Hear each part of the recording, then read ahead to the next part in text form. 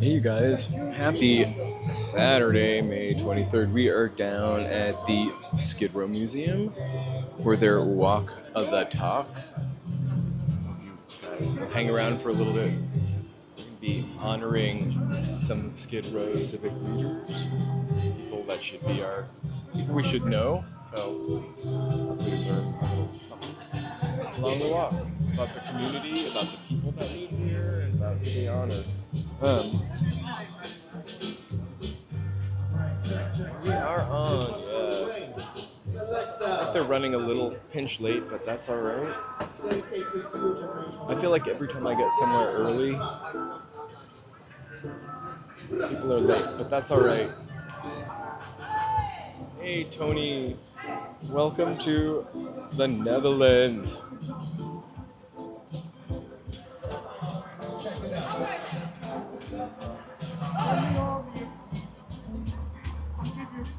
It's awesome. The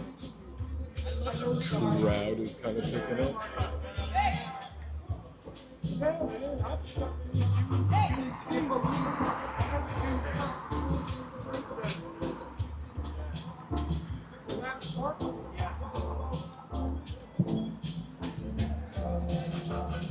Oh my gosh.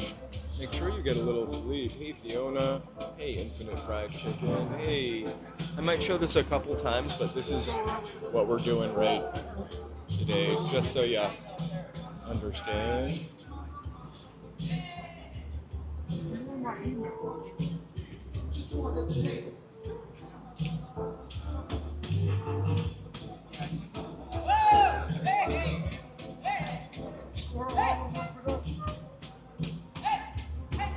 The organization that pulls this off is called the LAPD, which is the LA Poverty Department. Funny that it's LAPD. I know that's like intentional. So the LAPD is a Skid Row-based arts and activist organization founded in 1985 by John Malpe. They do performances, public art, oral histories, community events. But most of all, they work to amplify and preserve the voices and history of Skid Row. They also operate the Skid Row History Museum, which we're standing in front of. It's an archive and community-based public space, documenting the neighborhood cultural activism and lived experience. I think they're getting ready to go. So this is one of their signature events. Who are they nominating? We will go through all the people as we go through them. But we're getting ready to start. I'm going to be marching behind the brass band. We'll have the best spot. Check. I see Diane, I see Adam, I see David, I see Adrian. The gang is almost all here. This woman right here, her name is Henriette. She won in 2024 one of these awards. I actually came down a month and a half ago to speak to these folks here. Speak to the folks here.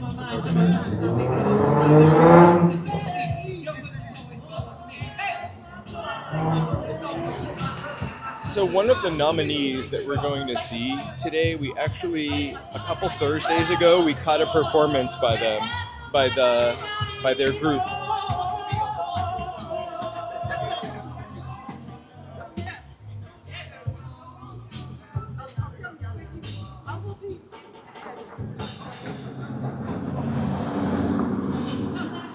There's Sean Gregory. A couple weeks ago, during DTLA Art Night, they were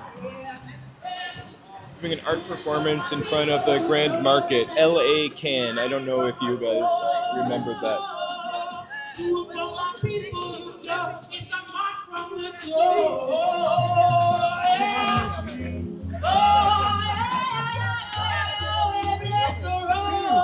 If you guys want to support this,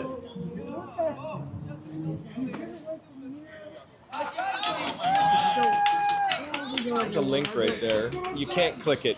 I'm not that sophisticated. What's happening?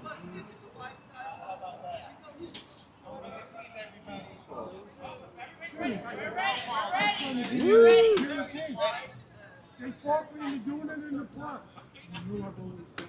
This is a joyous event. You're the star. What are you doing? We come to you. We come to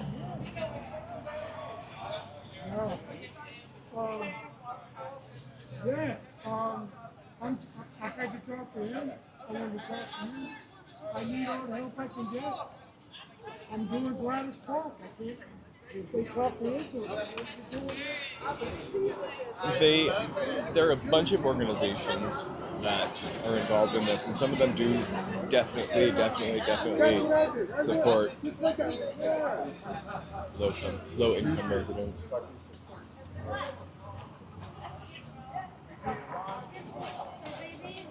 Thank you guys for being here.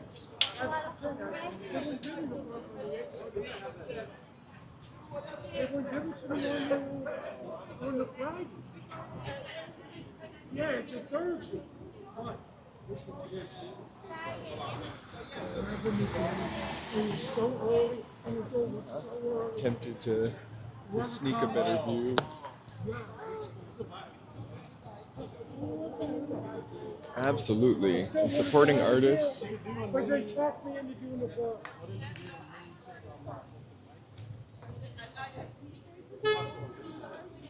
It's pretty excellent. Even if you're not good. I think beauty, art, and the eye of the beholder were right across from the Bradbury. We might be getting ready to start. Hey, the veterans watching.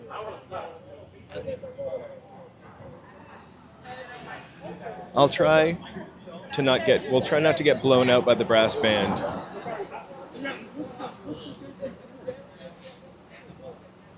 Also, I already feel like I'm on the wrong side of this. But we'll find out. Hey, you guys, thank you so much for being here. All right.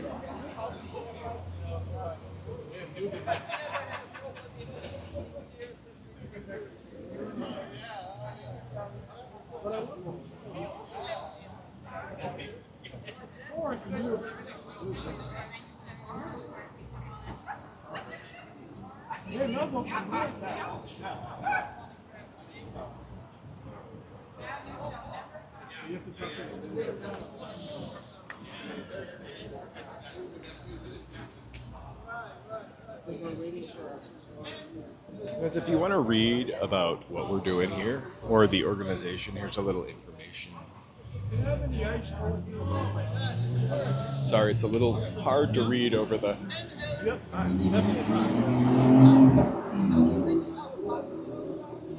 That'll make it a little easier.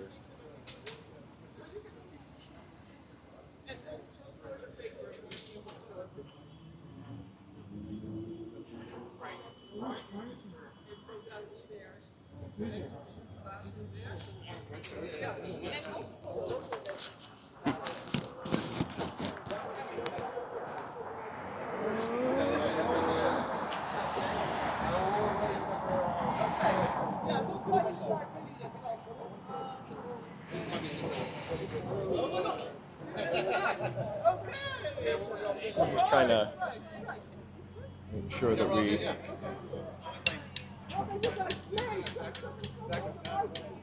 Maybe we should not be near the brass band. I was really just trying to get in the shade. Let's see if we can get behind the real photographers.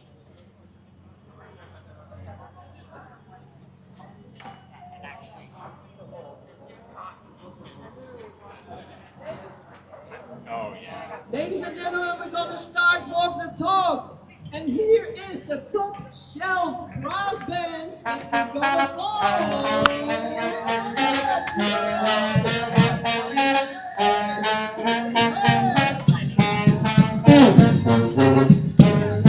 All right, you guys, let's go.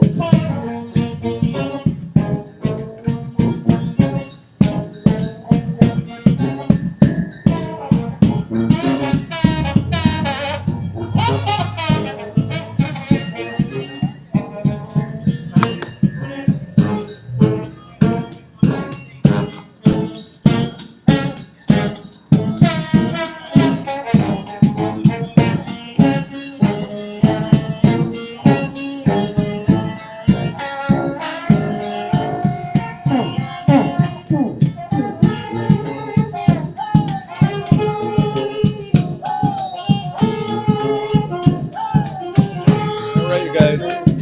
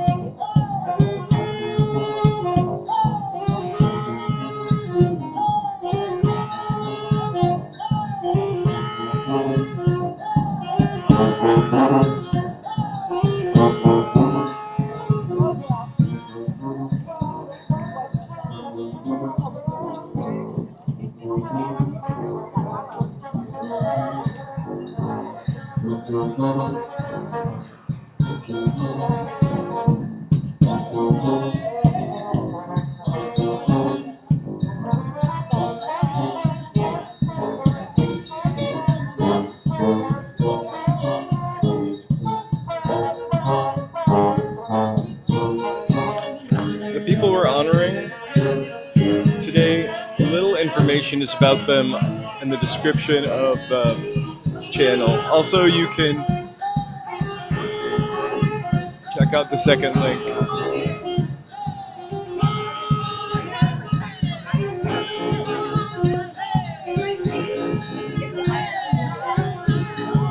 I wish I brought a more festive hat.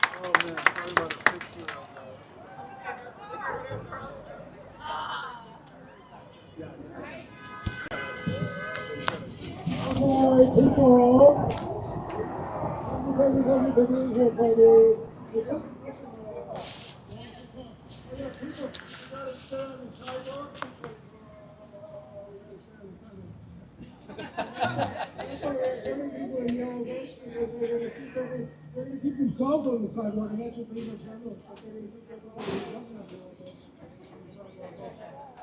So, walk the talk, you know, is a biennial a celebration of people who live and work in Steuben and do important things for the community. And this is very important because oftentimes, there's like, oh, they're just a bunch of transients and stuff, whatever, we can pull those rules they can create somebody else's neighborhood out of the neighborhood that exists. It's a long-standing kind of neighborhood. It really, only exists because of the efforts of people who make that and say, no, this is a important place. Sometimes the people who live there, the community feel bad. It's stronger than most communities. But also, it's big achievements that have benefited the entire city and region, including a moratorium on hotel demolitions and the creation of the first low-income housing district anywhere that permanently replicated in the course of the city as well. So anyway, this year is, the way it works, what we're taught in October, and our festival falls for the artists who starts as nominations. This year, They nominate these people in October. People later on, people vote, and that is all the previous people who have been awarded, and it's around about 100 votes, plus 5 people involved in so, we have an amazing group of people, and we have amazing coaches from Hey, Red Wolf.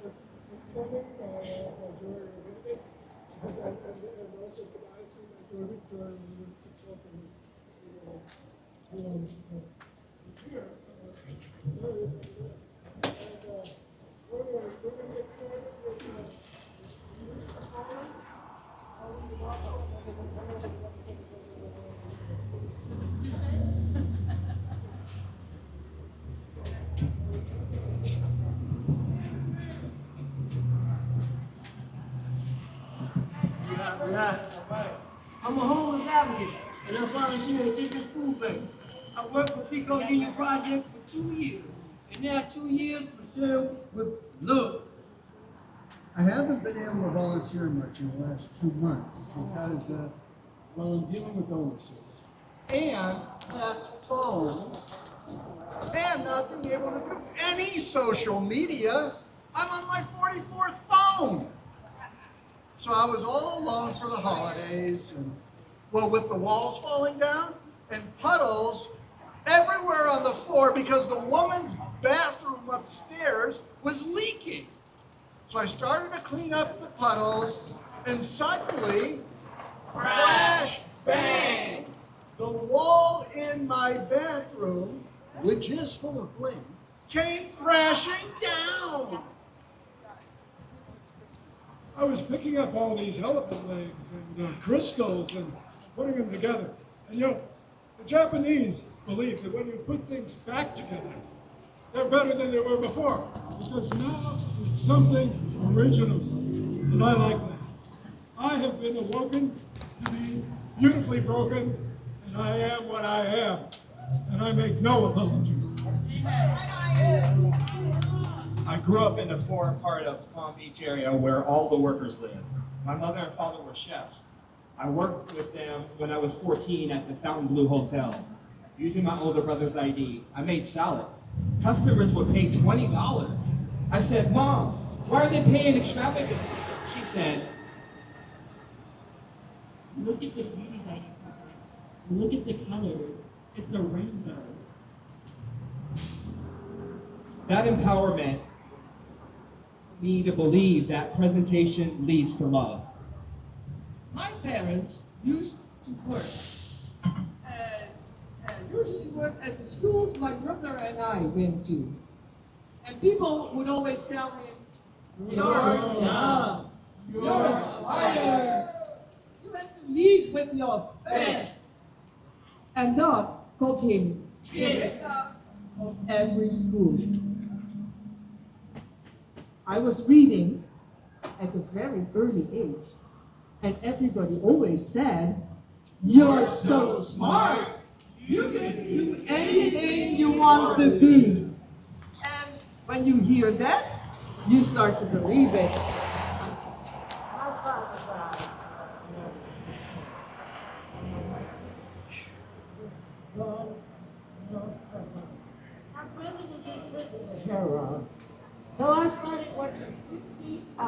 a week as a furniture store delivery man. But one day, the salesman got sick. I can do this! The boss goes, really? Yeah, watch.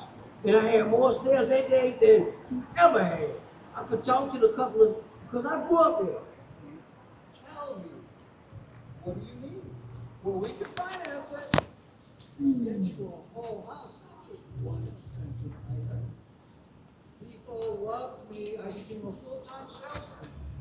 I became the assistant manager at the age of 17. I became partners with the store owner. He was 50 at the time. And like my father, he had a heart attack at 50. His wife sold the business and I lost everything.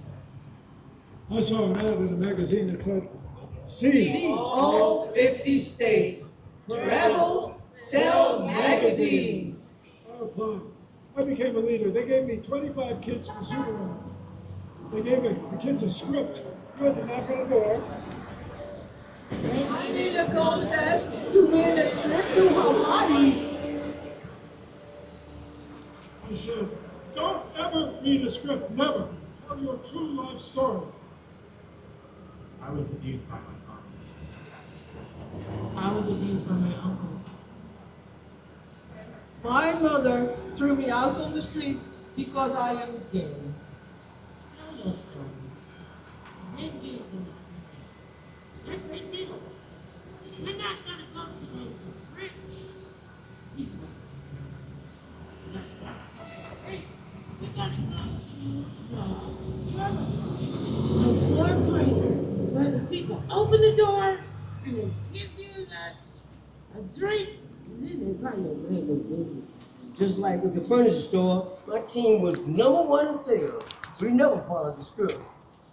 Always be an original. That will bring you happiness and joy. That's my motto. The original is priceless, but a copy is a dime a dozen. Always be the juice that features in the box album. Delicious. I traveled selling magazines for 2 years. You know, it was like a cult. I made a lot of money, but since I was traveling with 25 kids, wherever we would go, I'd take them to Disneyland or to see a movie or a nice dinner. After 2 years, I realized I'm not getting anywhere. This is not where I want to be for the rest of my life. I was in California, and I answered another ad in the newspaper for a dance teacher. Empower yourself to achieve all the things you need to dance and let your heart sing. 100 people applied. They gathered all the applicants at the dance studio, and they asked us why they should give us the job. I've been dancing since I was 5. I've taught for 10 years. Well, I was a cheerleader at USC. When it came to my turn, I said, I've never danced in my life. No, just watch. I will achieve what you can't because you are so stuck in what you've learned that you're unable to see what you need to do. The assistant manager, a gorgeous dance teacher, was having an affair with the owner who was married. And suddenly, she slaps the owner right across the face. Wow. And walks out. She said, "We're through." Goodbye. Bye. She was teaching couples, and that became my job. I became the #1 dance teacher the first year because, again, I empowered people to be the best they can be. I'd ask people, why did you come here? I just had a baby. I need to lose some fat. My husband plays with his friends, and I need to find a way to be with him. And then I'd say, okay, dancing is the tool that will help you to get you what you need. And within a year, my dancers were winning state competitions.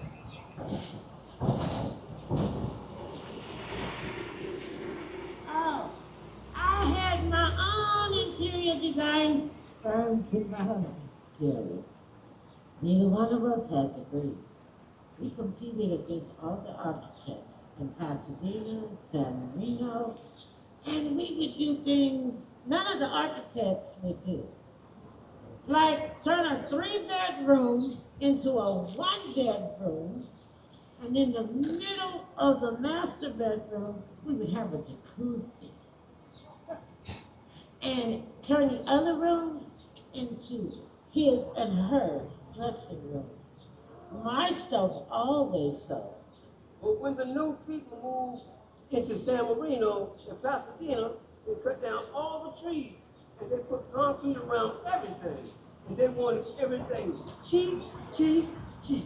They wanted aluminum windows instead of the beautiful wood windows. I couldn't see myself doing this anymore. I told my husband, I want to act. And so I applied to Stella Adler Conservatory, and I got in. In fact, they gave me a 5-year scholarship.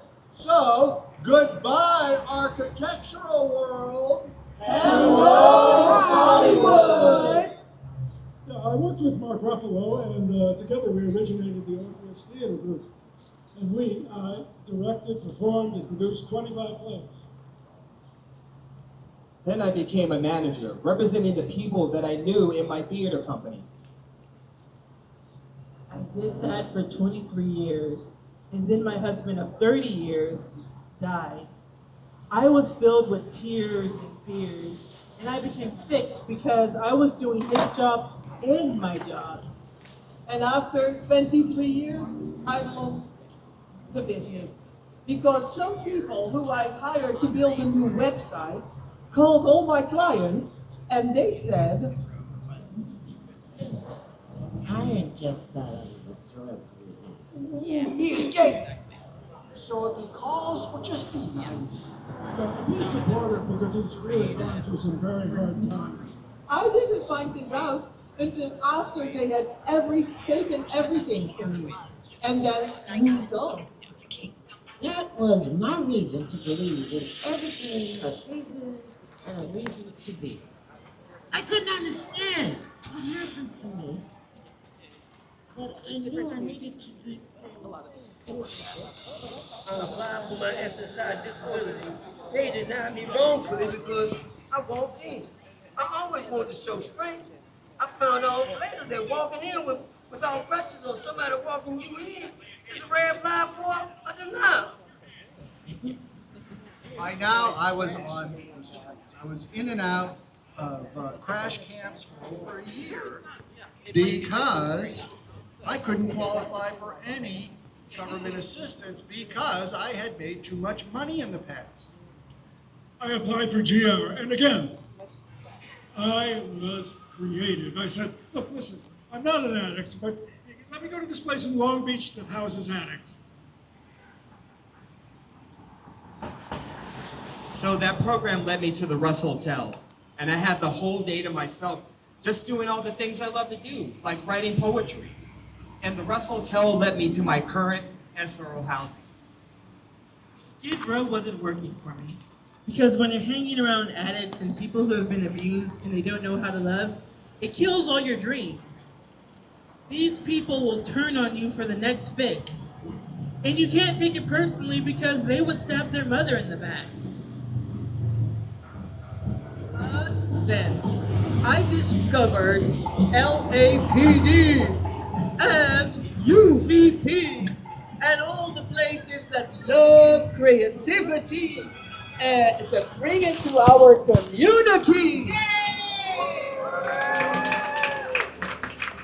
So, this is what I usually as I do my homeless outreach. I don't say to somebody, you need to get off of drugs. Stop that bullshit. Get help. You need to be in an addiction center. I say, what is that you love to do that you haven't done in a while? What is it that you love to do that you haven't done in a while? Well, I would really like to have a good meal. Okay, then I'm going to introduce you to Big Mama.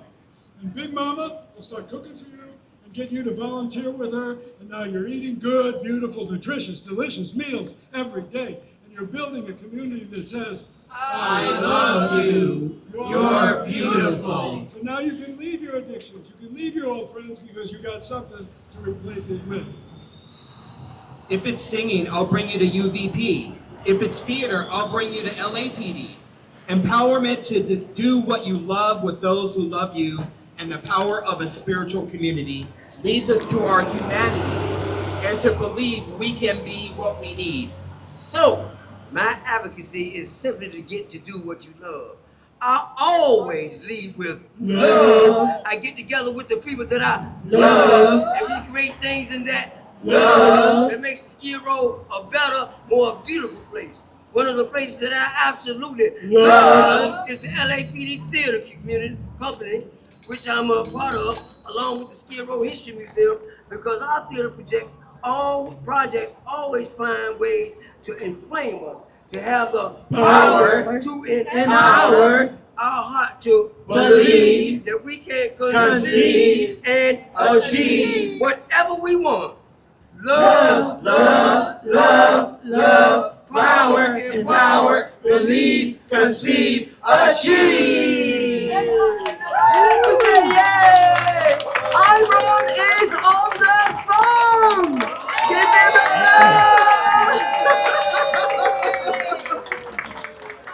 Oh, Iron, we miss you. We're going, Iron, I'll talk to you later. This is crazy. Yeah, he has been having a hard time. I really would have loved to be here, and it just didn't work out.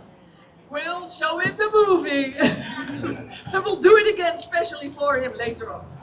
Okay, let's go to Spring Street, the LA Theater Center.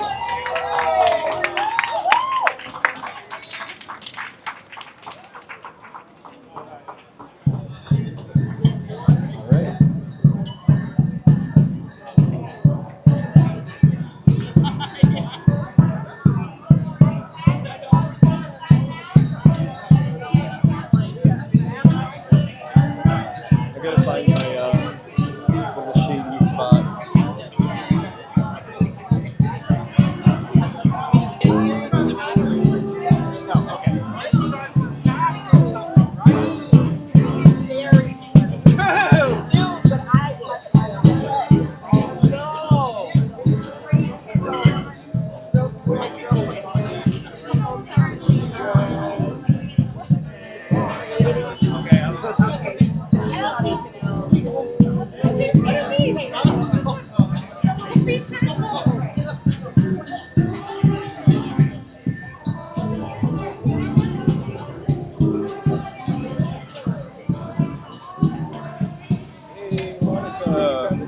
Welcome.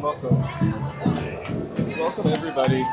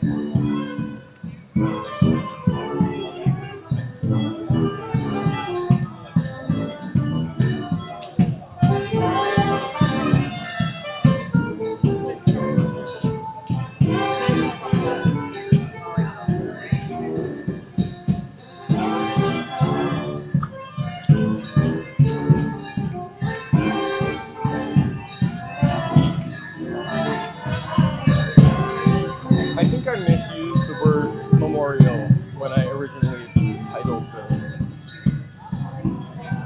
More to create memory and more joyous than memorial. Also,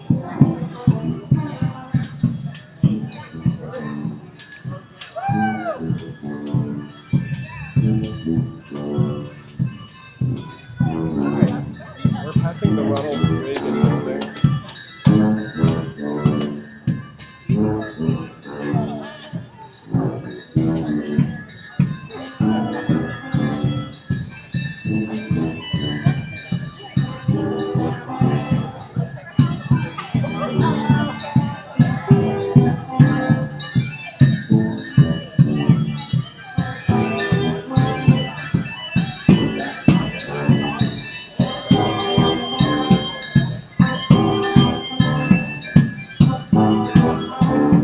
Name the song.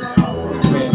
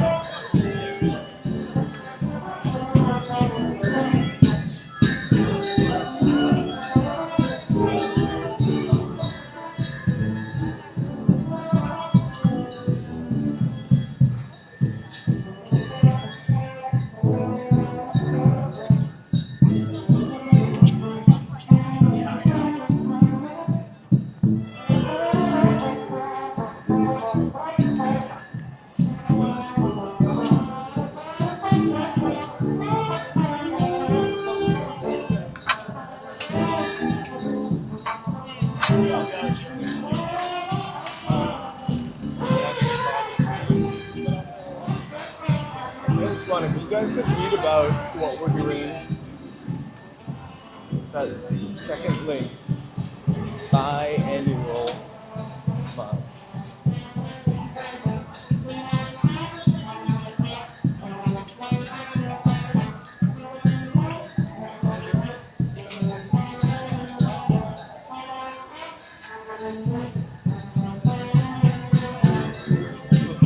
Celebration of people.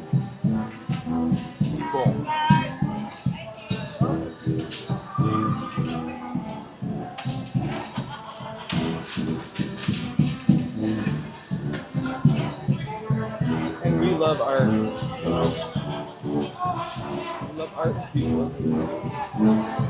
Hey, cheers.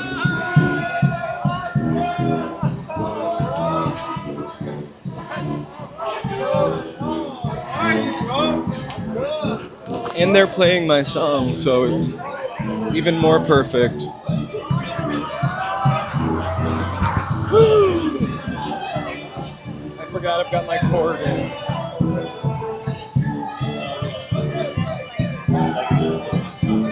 Here we are, 4th and Spring.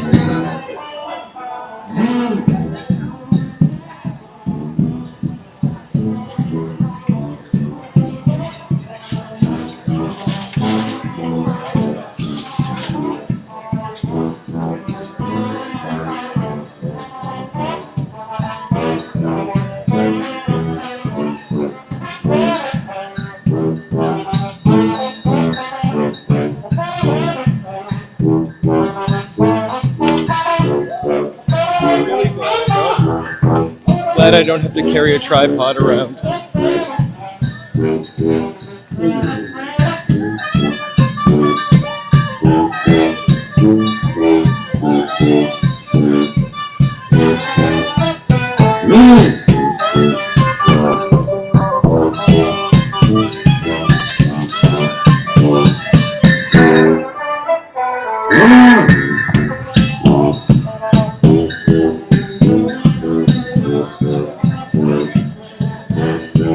I'm trying to dance a little, but I gotta tell ya, I don't want to jiggle the camera too much or bump into one of those things.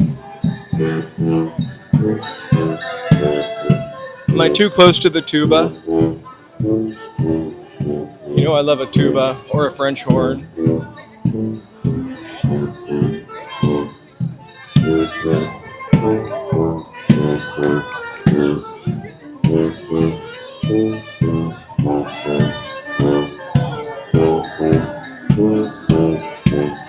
Just gotta...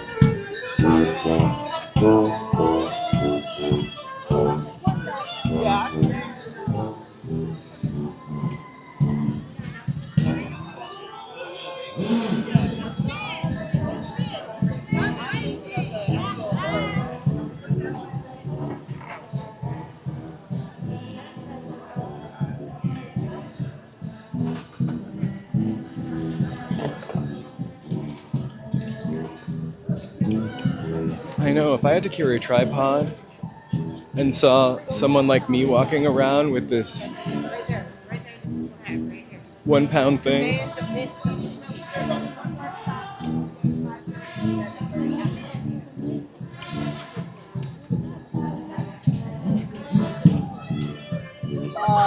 Yeah, we're actually. See, he doesn't have time for us. right?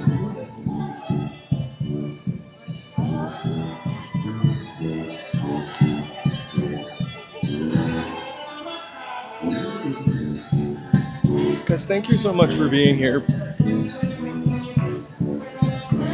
and supporting the LAPD. That's not the Los Angeles Police Department, but the LA Poverty Department.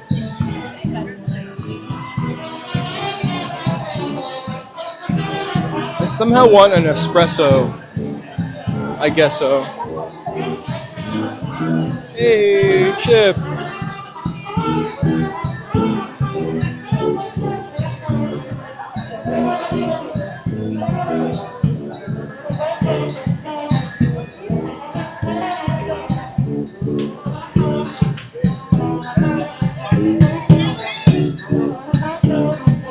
I'm sorry.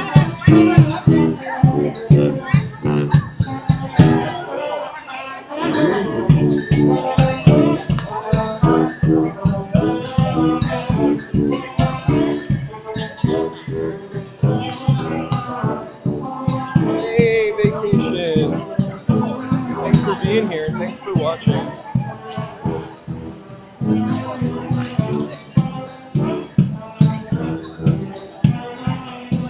This is what we're at and what we're doing.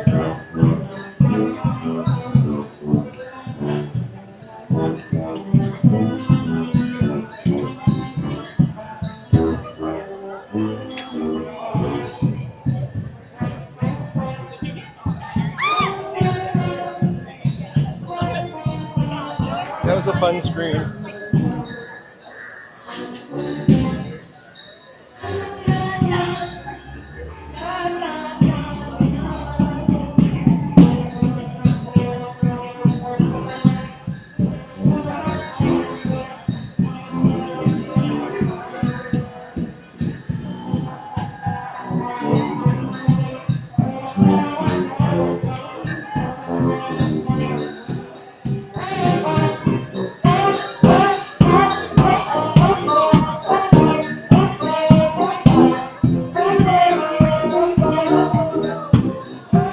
More fun when it's played with horns, I think. I don't normally like this song.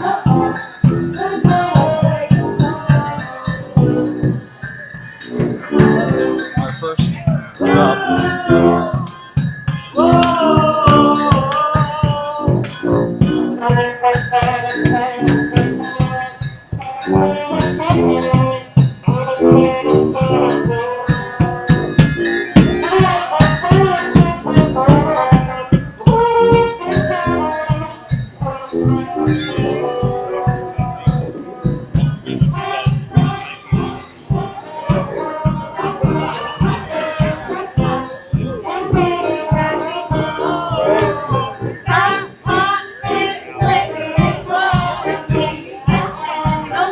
celebration of lives and memory.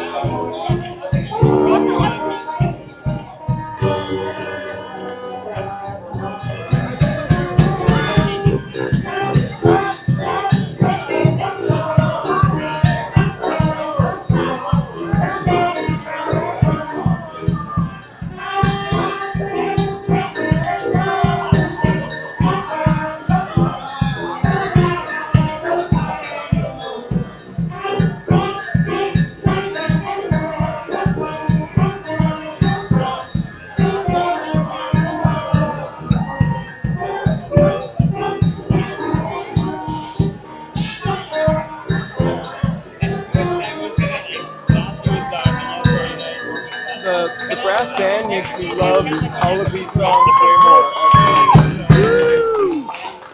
Top shelf brass band!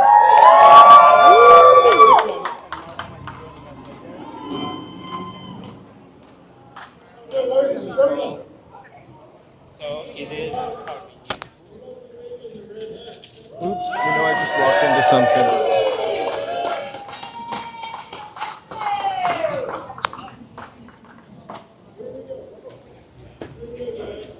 My name is Stephanie Bell. I was born in Chicago, Illinois. My mother was a missionary. Stephanie Bell. I got a lot of her artistic ways. And my father was a minister, and I sang a lot of songs. Every time my father went to preach at different churches, well, they had me sing. What's going on? And that's Stephanie Bell in the red hat. What's going on? What's going on? What's going on? What's going on? I was the first and the only fronto in the family. Little kids used to come to the window. They would hear the voice. Oh my God, that little girl sounds like that. Wow. I was abused a lot as a child, but I survived it. There's a song for whatever anybody's going through. For me, singing, it makes me feel so much better. I have a gift. I kept singing, and I like seeing people happy. I moved from Chicago, went to Mississippi, stayed with cousins till they could get the money together to get me to LA. I've been out here since 1972. My great-grandmother raised me. She was a very spiritual lady. She was a gospel singer also. And she sung, like my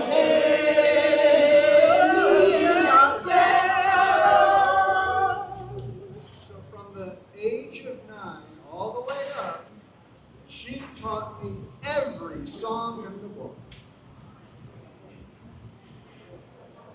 But I had no clue I was a singer until I got here. Ladies and gentlemen, as we begin our descent into Los Angeles, please return your tray tables and seat backs to their upright position. We'll be landing shortly. Thank you for flying Pan Am American, American's airline to the world. Excuse me. Excuse me. Can I have a cup of coffee? Coffee? How old are you, young lady? 8.5. Oh no, you're not supposed to drink coffee. I just want a little taste. Oh, all right. But don't tell anyone. I could lose my job. Thank you. I was dressed. I was dressed in a fur coat, and fur hat, and a fur boot.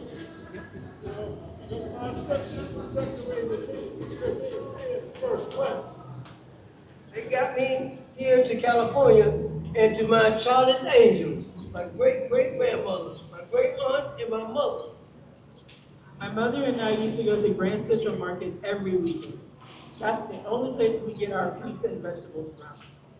And we used to go to J.C. Penney's blueberries, all those different fruits.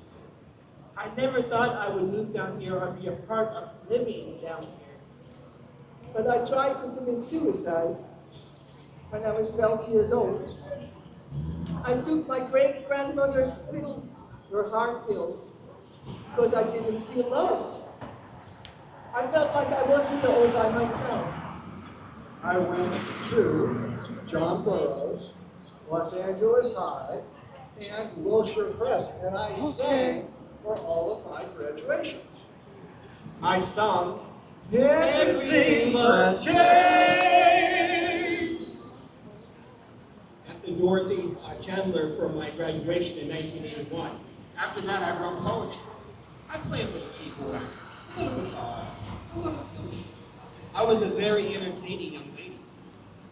My mother was a nurse. My great aunt was a nurse.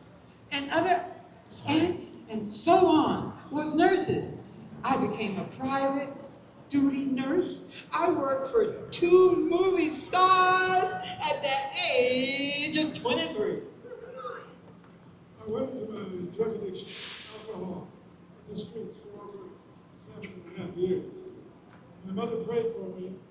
I had to give my daughter to her grandmother when I was in my addiction. And then I came back when I was about 26 years of age. I went into a program at the Jane Clayton Center. You mean the Jane Clayton Center, the Caucasian lady from Lassie? Yeah, that was her program. And that was in 1990. I was a Hey, speaker Mark. there. I started devotion services. We had devotion every morning.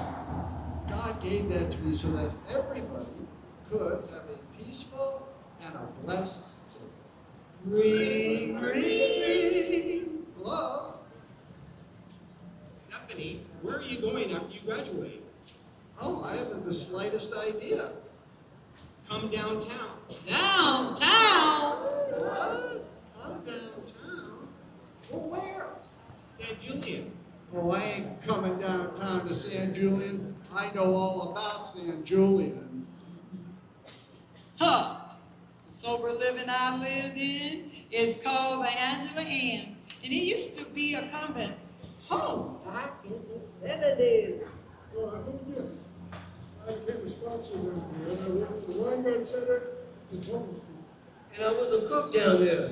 I used to cook food for, you name it, the people, from the dope dealers to whoever. Hey, Stephanie. I have no cash, but I have $5 worth of food stamps. Would you take that? Okay, fine. You accept it? Yes, of course. It's money. It's gonna go on another meal, baby, for you tomorrow, okay? Oh, thank you. So I cooked in the hotel at the Angelus Inn. When I wasn't supposed to, but I didn't know that that was true. And then somebody told Andy Robeson that I had the kitchen messy. So Andy Robeson personally came to see me. Stephanie. Pardon. No worries. Okay, Mr. Robinson, what's the problem? You can't cook outside your room. And be outside serving food outside the building.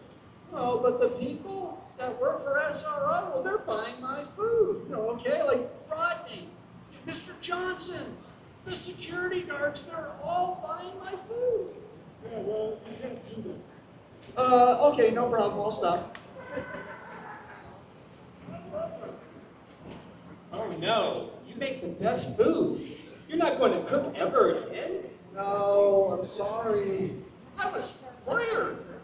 Who fired you? Well, the big CEO, Mr. Andy Robinson, he told me I was fired. I really enjoyed your food. Well, I enjoyed cooking it. After that, I was in a lot of activities down here, singing in Gladys Park, and I won a Walkman in a raffle. And I met Sonia Mims. Oh, I love your voice.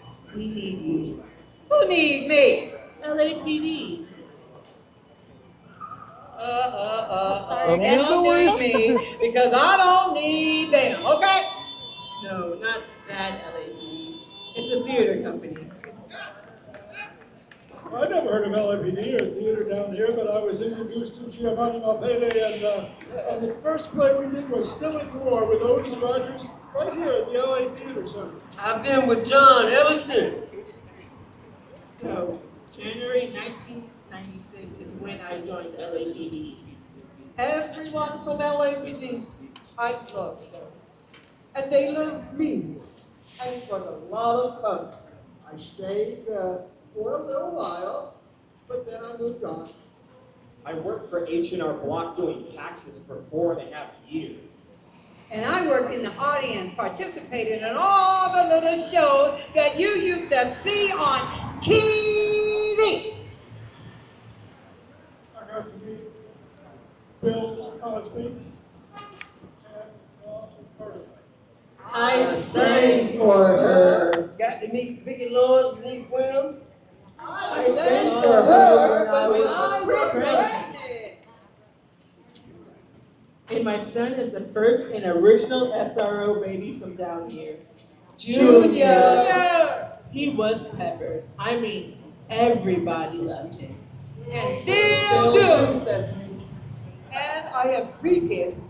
My oldest daughter is going to be 44 next month. That's what we interviewed.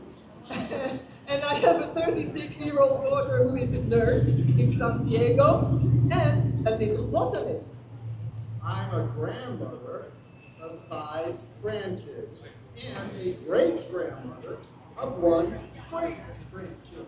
And hopefully I will meet you one day. My life right now, I'm transitioning. I'm still into what I need to do. That's for the also a community. place Because I know for souls I'm a to be people found. person, and I've always been a And people programs person. like this That part of me will never change. help people find their soul again. To slow down. My life has been one accident after another, and I have died. But I have come back. I didn't see the person, but I have seen the light. And the message was, I'm sending you back because you still got work to do. I started a workshop for women in January. I see so many women not dedicated to themselves. It reminds me of myself. I forgot who I was a long time ago. But Hey, Tony, have there's fun. hope. There's hope. There's love. Somebody always cares about you, regardless of how you feel about yourself. I can feel when somebody's hurting or somebody is going through something and they keep it bundled up inside. If you have one person that you trust and that you can talk to, do it. Realize you've got the strength, the encouragement, you have the support, but you've got to reach out. Reach out and touch somebody's hand. Make this world a better place if you can. Reach out and touch somebody's hand. Make this world a better place if we can.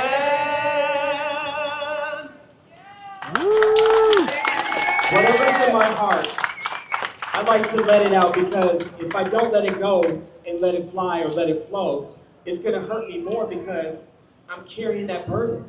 And I don't like burdens. I don't like pain. Oh, for me, singing makes me feel so much better. I feel free. I don't have to hold on to the resentment or the anger because I have this gift. And I don't have to stay in the mood. Now, if I ever lose my voice, I don't know. But right now, I sing. I sing at 2 in the morning. Nobody knocks on my door. Nobody screams at me. I sing until I fall asleep. I hope and pray to continue to do what I do, not just for me, but to make people happy and cheerful. Anybody can do what they put their heart to if they really want to. You can do whatever your heart and mind say to you. You can do whatever your heart and mind says to you.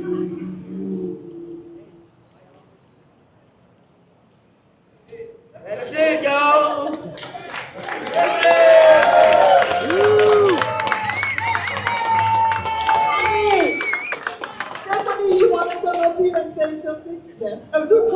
Stephanie Bell. I don't think I have her listed for some reason, but I remember the name.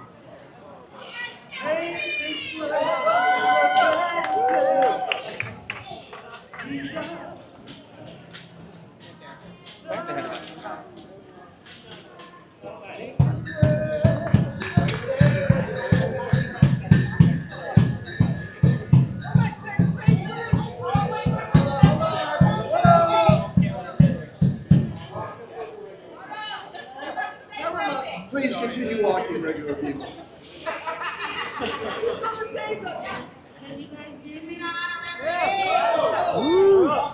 Can you hear Stephanie me? Bell. Okay. I want to say to all of you guys, thank you guys very much for that. And these are not sad tears, these are happy tears. Because I'm a survivor of death. I came back a year ago. I lost part of my foot. My cancer came back too. But I'm still here with all of you guys. And I just want to say, everybody is nominated for whatever you do in your life. So don't ever give up. But I just want to sing this little song from Denise Williams. Thank you. I sang to Denise Williams back in the 80s. I was a caterer. God is truly amazing.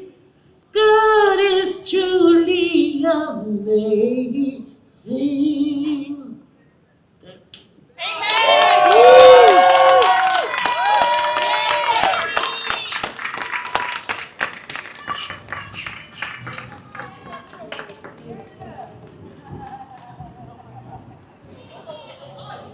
Stephanie Bell.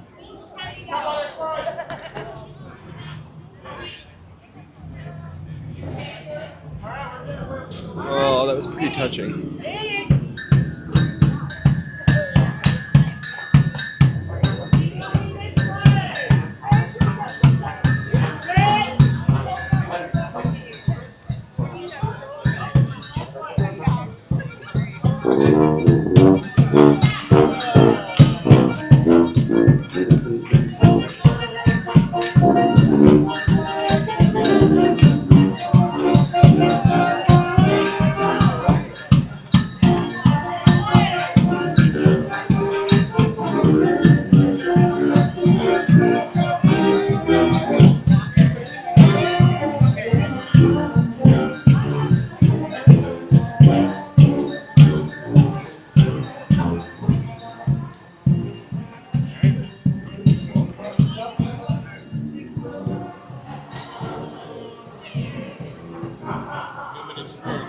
Right?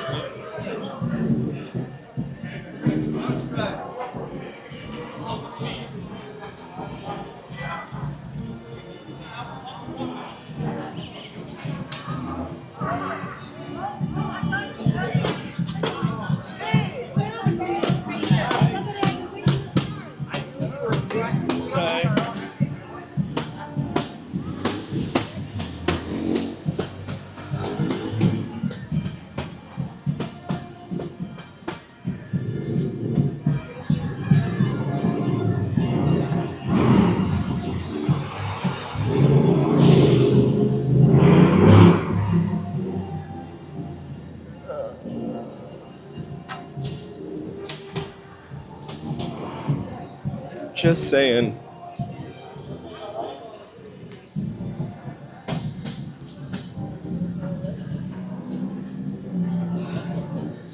We are turning right on 5th Street.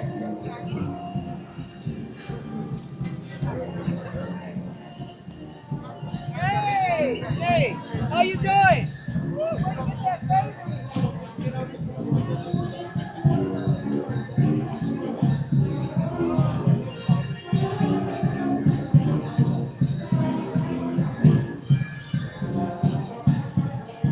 guys want to read about any of the folks who have been nominated for the event right here for the LAPD, there's a link right there too.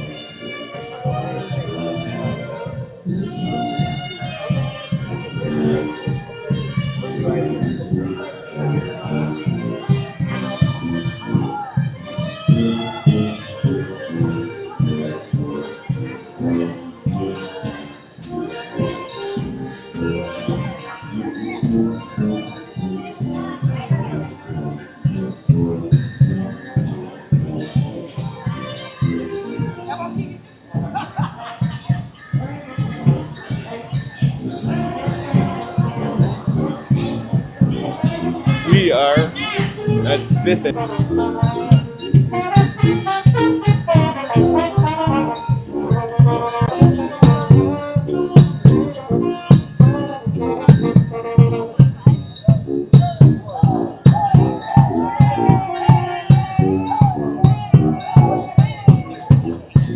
so I couldn't talk for a minute.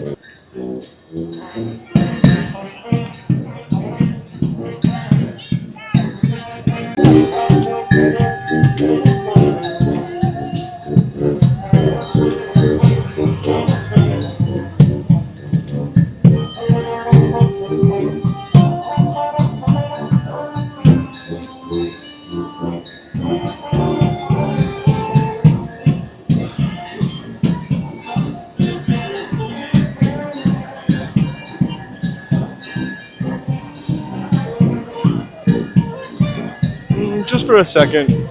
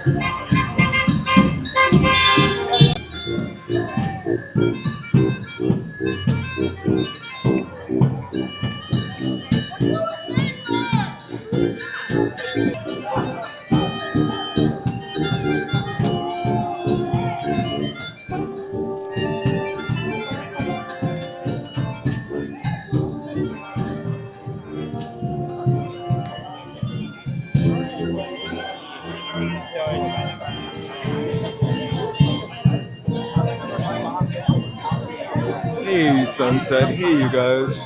Thanks for being here. We might buffer for a second as we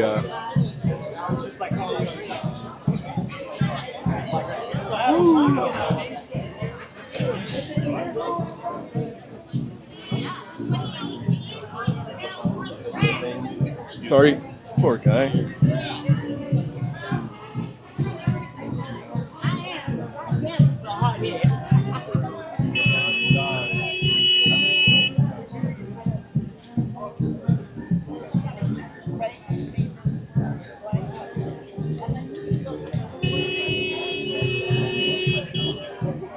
I'm gonna follow the guy in the purple hat.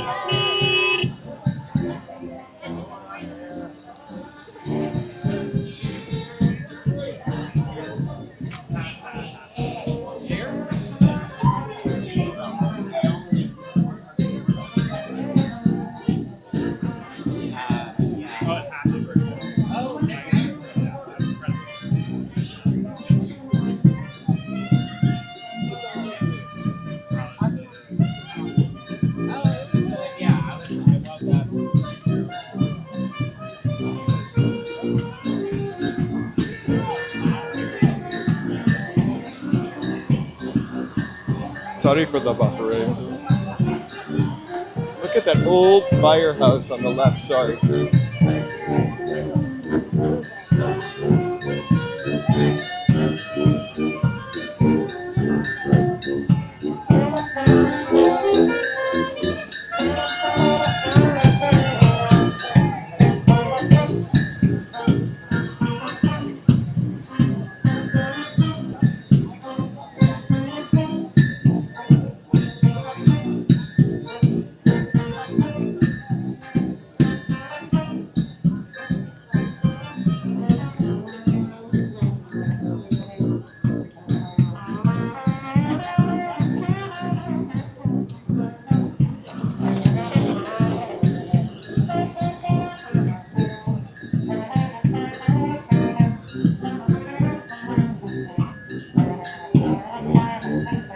This lady's awesome. I'll follow her direction any day of the week.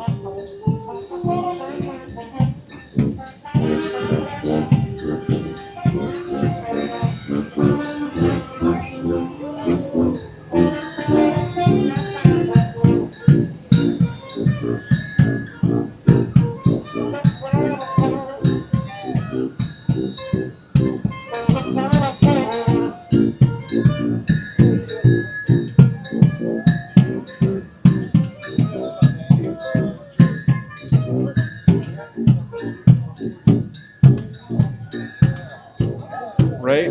That's what I think of too, actually.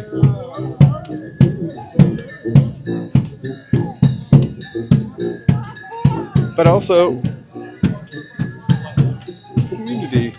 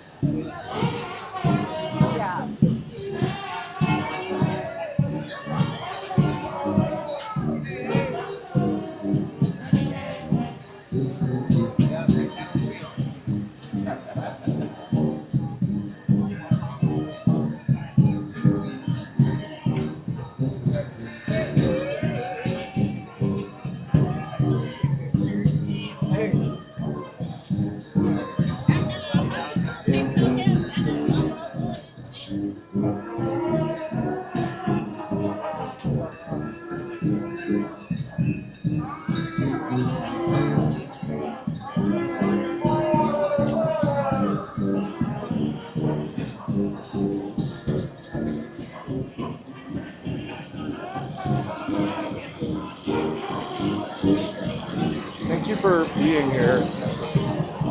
This happens every 2 years. I think there are like 80 people nominated and 9 got the award.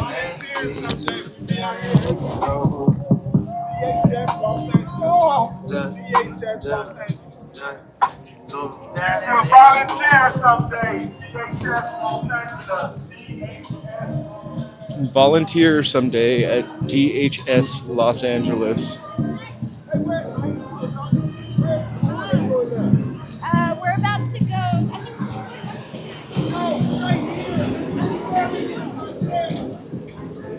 The guy who heads Wesley Health Centers is also nominated.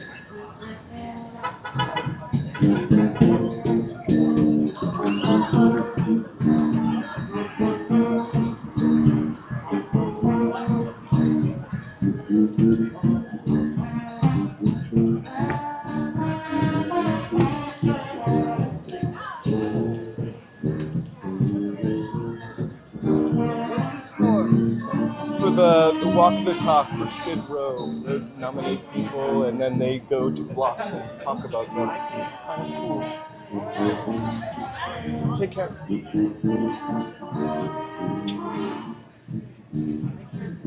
When I say kind of, I mean totally cool. It's just an expression. Yeah, this guy was like, yeah, him and his life.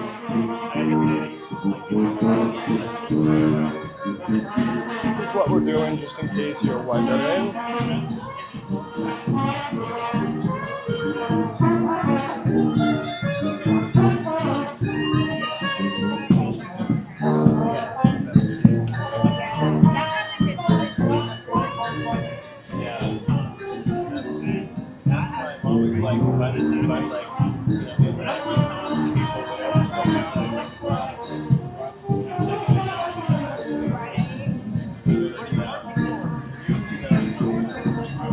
Skid Row, walk and talk.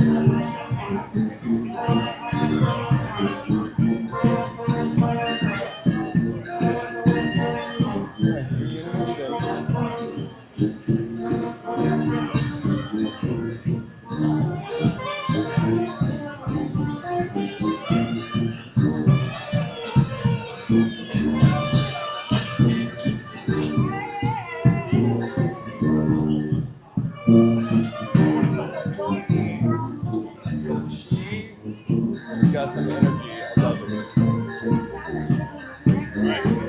I kind of like walking slow just so I can get her ahead of me again so she can direct me.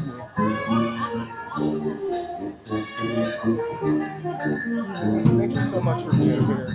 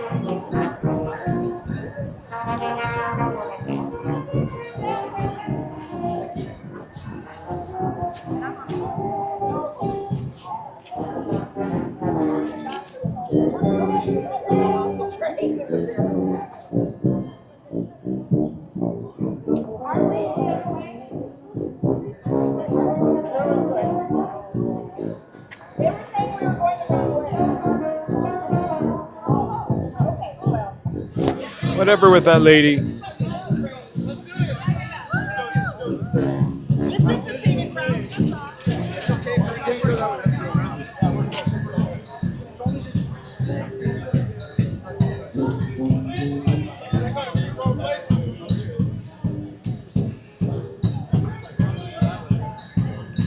Uh-oh.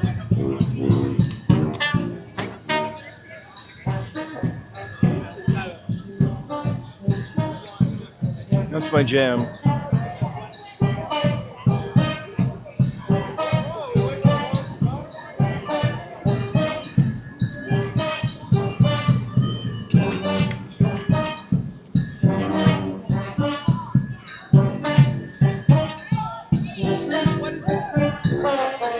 It's called Walk the Talk, and they've nominated people who are like civic leaders in Skid Row, people you probably might not have ever heard of, and then they go around to different spots and present something about these people who give to the community.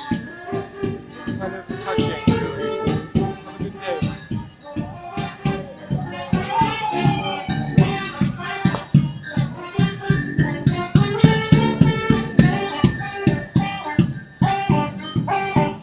Again, I said kind of.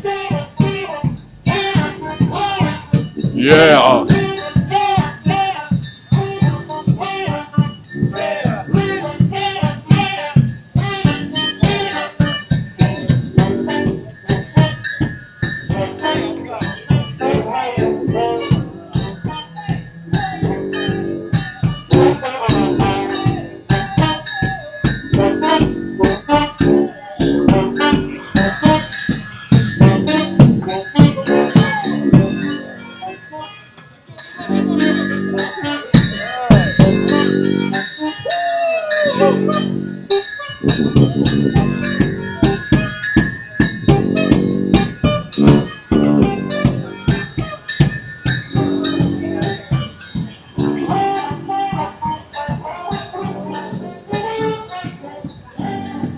I keep ending up right behind the horn.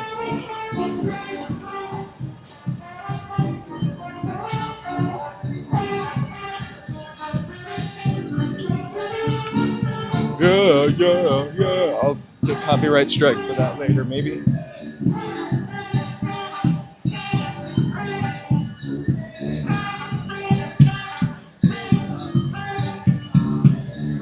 No, people keep asking what this is for.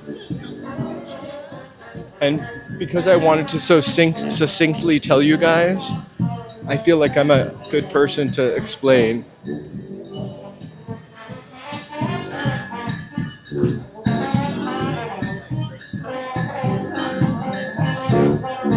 This woman in the purple is also got crazy, awesome energy.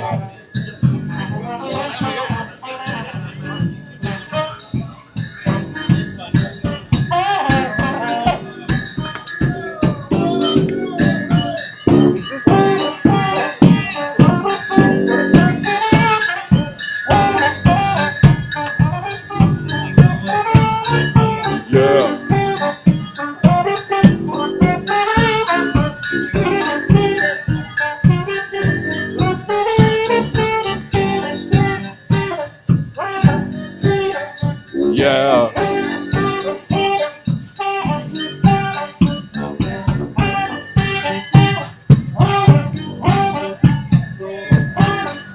I know, but I always use it's not a prefix, but forgot what kind of word it is. Kinda. Almost. I do it a lot in my speech. I say I kinda like something that I actually do like.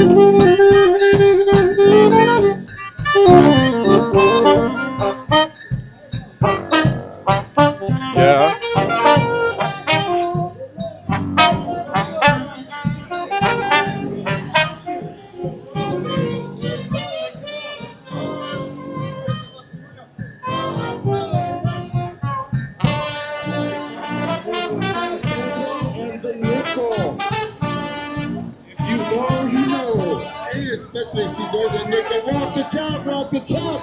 I'm gonna tell you something. I got friends in this walk the talk. But I'm gonna tell you something here today. This is a parade that has been months in the making, waiting to happen. I got John here. John, do you want to say something to these beautiful people out here? You made it. Thanks. Circumnavigated. I'm gonna tell you something. Here it is. You better put some of the numbers. See something? He said, you never see it. You never see it. Are you gonna have to come? All right. Stand down. Let's go. Let's get this show started.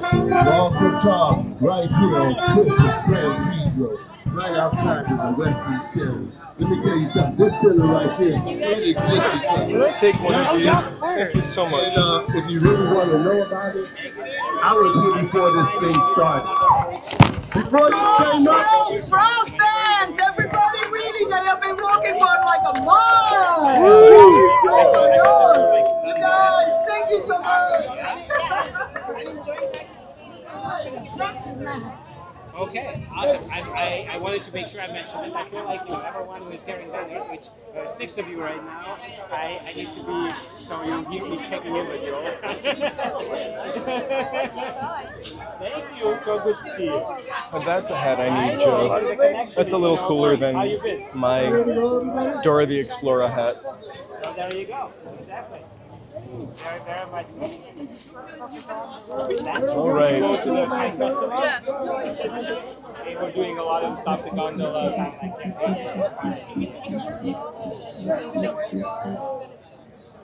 My name is Al Ballesteros. Al I work Ballesteros. at Wesley Health Center.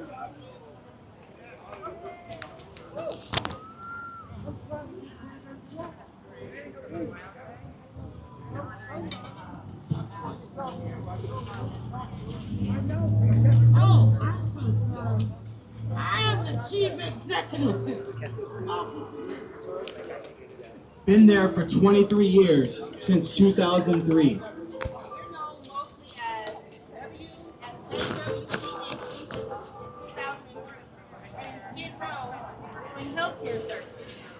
Doing outreach services, doing some street medicine, doing healthcare services, Doing some non-emergency transportation services with one van. Now we have a very small clinic in the Line Guard system. That's where we just were over there. Very This small. guy's the CEO Maybe four of Wesley executive Healthcare members. Centers. Now at 5th and San Pedro, we operate the Center for Community Health, a large comprehensive health center, about a 20,000 square foot. A lot of what we're trying to do with the county in LA Christian Health Center is to create a system where programs integrate and build on one another. I sat down with LA Christian Health Center and with LA Care Health Center and with HealthNet. Basically said, look, it doesn't matter if LA Christian's patient or it's our patient or the county's patient. They should be able to come in, do whatever they need from any of us. Yeah, I got you. Come on. They're doing dermatology. And they are doing cardiology. Our doctors are sending patients over to LA Christian when they need services that they agree to deliver. And when their patients need services that we agree to deliver, well then they're coming over here. And then through the electronic medical record, we're sharing the notes back and forth. That's innovative. Now you think that's a no-brainer, right? That's a no-brainer. But that doesn't happen very often in this country. So we split the calendar up where Wesley does 3 nights a week. LA Christian, they do 2 nights a week. Then we do Saturday, and then we do the Sunday. And the notes get sent back to the doctor that is taking care and in charge of the patients. And the health plans all bought into it. LA Care and HealthNet are giving us the funding to move this model along.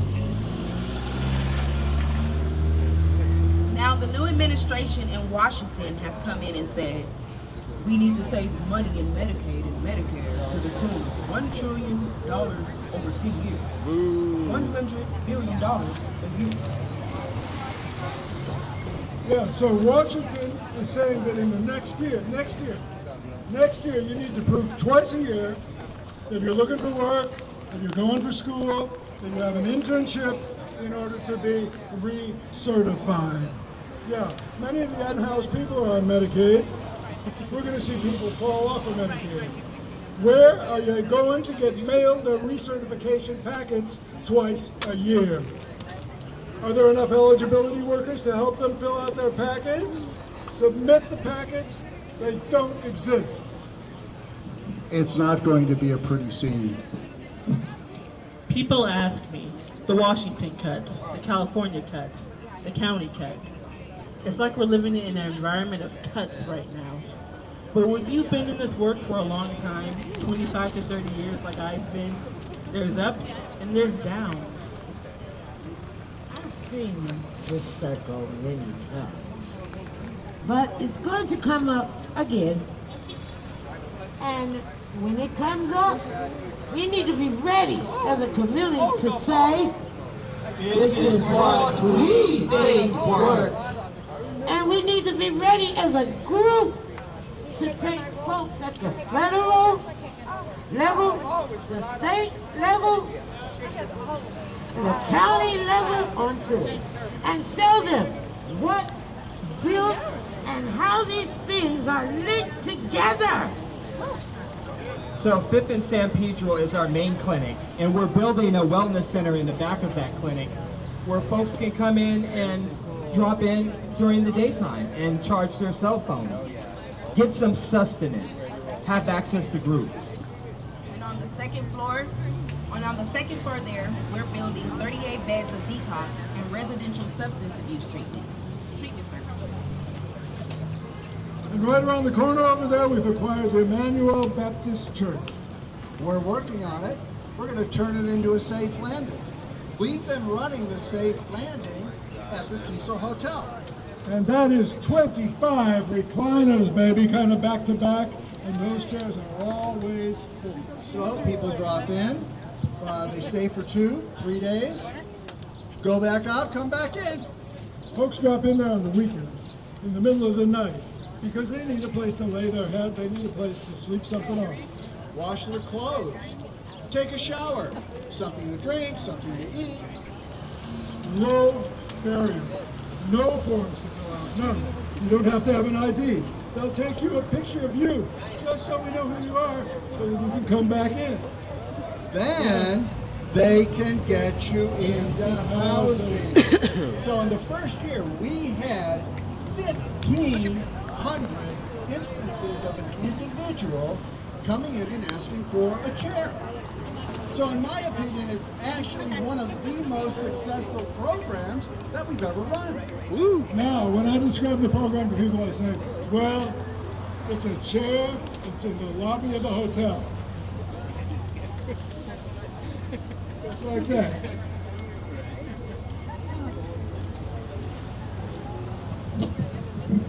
Now, if the Cecil is moving over to Emmanuel Baptist, we have to see, does it operate the same way with the chairs? People have to determine that. So, it becomes quite a cluster of health services, and it's on each block. We're fortunate that we're working with the country and the health plans, that we come together. Housing, medical providers in our systems. We're educating them about housing for health options, self-landing options, recuperative care options where people leave the hospital and have nowhere else to go. A case manager helps with that linkage. The issue is there's not enough beds. We control 700 beds that our doctors can connect people to. For Skid Row, we have 50 beds at the other corner down at the wine garden. 40 beds in our San Julian program for women. 70 beds at the DTLA Hotel on 7th. And we got 48 beds at our Skid Row Board and Care on Crossroads. And we have the net van. I imagine you've seen it driving people around. And now we have Tiny Home Village at Glassell Park, just outside of Skid Row. But I do see us having to go into the SRO permanent type of housing. I think we would do a good job in that environment. there. I started in the AIDS epidemic. I used to do peer counseling, and I was at that level, and then I became a clinic manager. I've always been the person that has asked, why? Why? And I'm also that person that when I don't get an answer that makes sense, I just can't drop it. You know, maybe that's compulsive, but I just can't drop it. What motivates me is being able to look at everything we do and see it 10 years out. If I can't see it 10 years out, I get anxiety. I need to make sure today I'm doing everything I possibly can to make sure that the system is going to be there in 15 years is solid based on what I'm doing today. You know, I can't do something and just think, okay, you know, this thing is going to just fall apart by the next person that comes in. Or maybe the funding is going to disappear because they don't have the same connection and they don't understand how the system works. So I intentionally tried to teach people, this is how it was done. And if somebody tries to take it apart, then this is how we protect it. I was involved big time in the AIDS epidemic because I saw, at that time, a lot of my friends died from the disease, and I saw a community become devastated. And I remember that there was no health insurance. Hey, Mary, thank you so much. You could not get insurance if you were HIV positive or if you were beginning to show symptoms of AIDS. The only way you could qualify for Medicaid back then, I mean, it wasn't like it is today. There was no Affordable Care Act. The only way you could qualify was if your doctor would say, this person is ill and they're becoming disabled. You had to wait until you got sick. You had to wait until you got sick. In the United States of America, This is crazy. you had to wait until you got sick. And I just remember feeling, this is so wrong. It's wrong. It's wrong.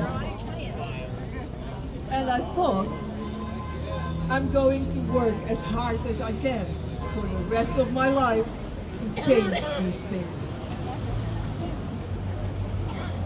So, I'm a big advocate. I believe that people have an absolute right to health care. And I believe they have an absolute right to housing. And I believe they have a right to nutrition. I believe people deserve health care. They deserve housing, and they deserve access to food and nutrition and the drugs that they need to keep themselves healthy if they're sick. That's what I believe. And it keeps me going. And I will do that work as long as I possibly can, because that's what's in my heart. You know, this work, it's tough. It's rough. People have asked me, wasn't there something else that you would be interested in when you were younger? And I thought, there might have been. But when I got a hold of this one in the mid-80s, when I saw how wrong the system was, I said, no, there's nothing else I want to do. Nothing else. Thank you, Ballesteros!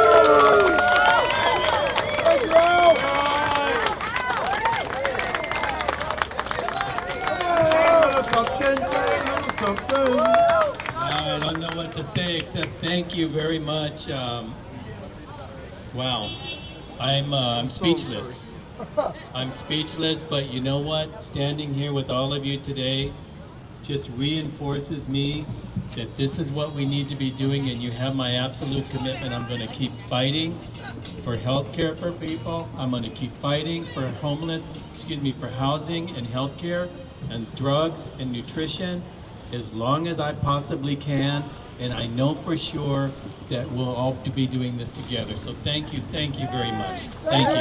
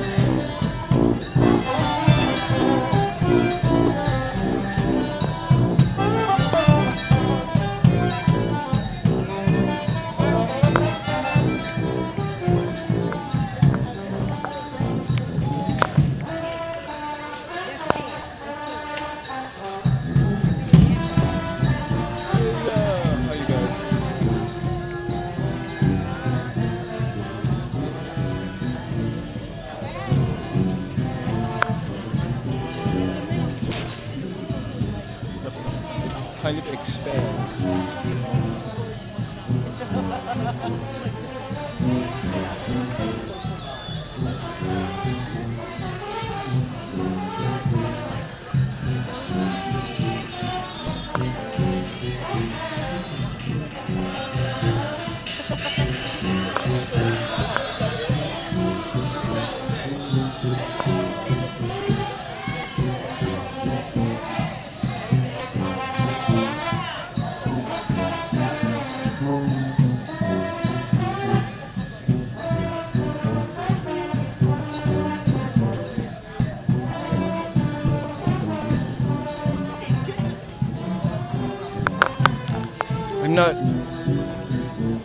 I'm trying to capture the sounds versus me talking. Sorry, I moved the microphone.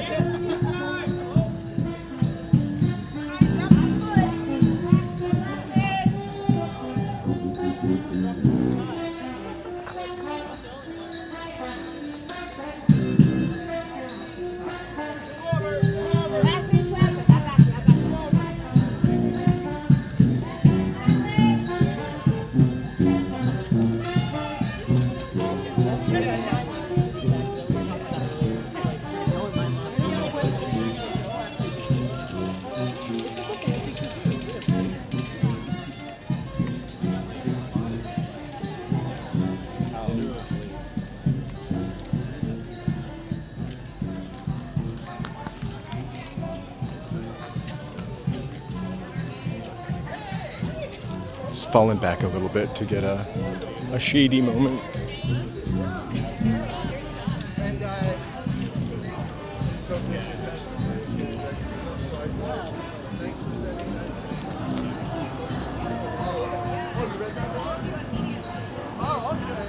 Yeah, when I read that.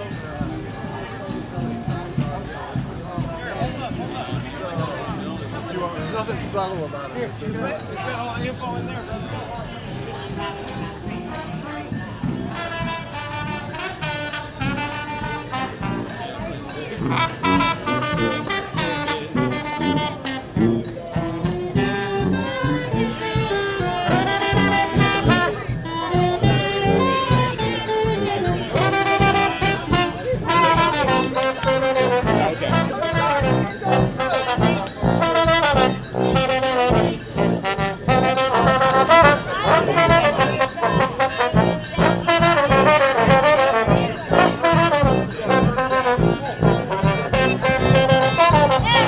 Check, 1, 2,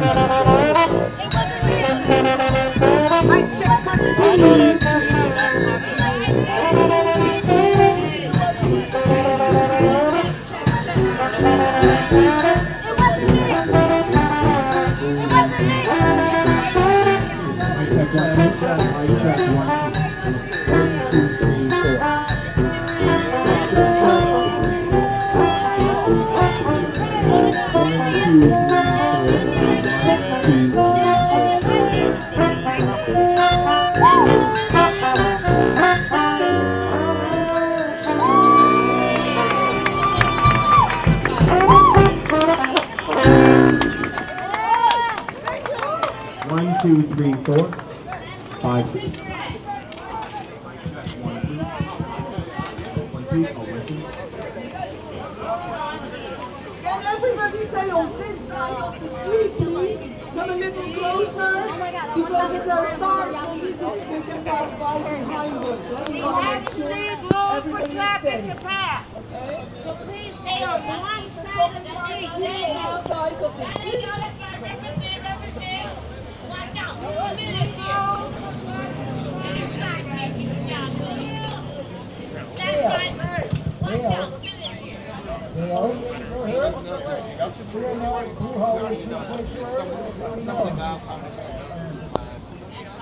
Alright. The name my mom gave me is Quincy Brown, though I am known throughout the east side of Atlanta as Blue. I'm Amelia Reno. We are 1, 2, 3, Blue Hollywood Sanctuary. When I think about where I am now, everything that I ever went through was preparation for this Pastor job that I Blue do and right Amelia now. Reno. My grandmother, thank you, instilled some of the core values that I live by. They are part of the vision of Blue Hollywood Sanctuary. That love starts at home and then spreads. So everybody is family. That's right, the community that I grew up in. I'd walk outside the house and it's, every man for himself. I did what was known on the street as I jumped off the porch. That's right. And I started my street career at the ripe age of 11 years old. And I got into the streets, and I got into some small-time thieving, stealing, from the corner store, selling candy in school, and from there, I went into drugs. Hey, by the time I graduated from high school, I had what I define as, I built $1 million machine in the streets with the connections that I had with the people that was doing what we were doing and doing it together, and how the money was flowing through our hands. So I was deep into the street. And then I went from the streets to prison. I did my prison thing. But when I was released, I had my, what I call, enlightenment. And that transitioned me into the church arena. In 2004, I was ordained a pastor.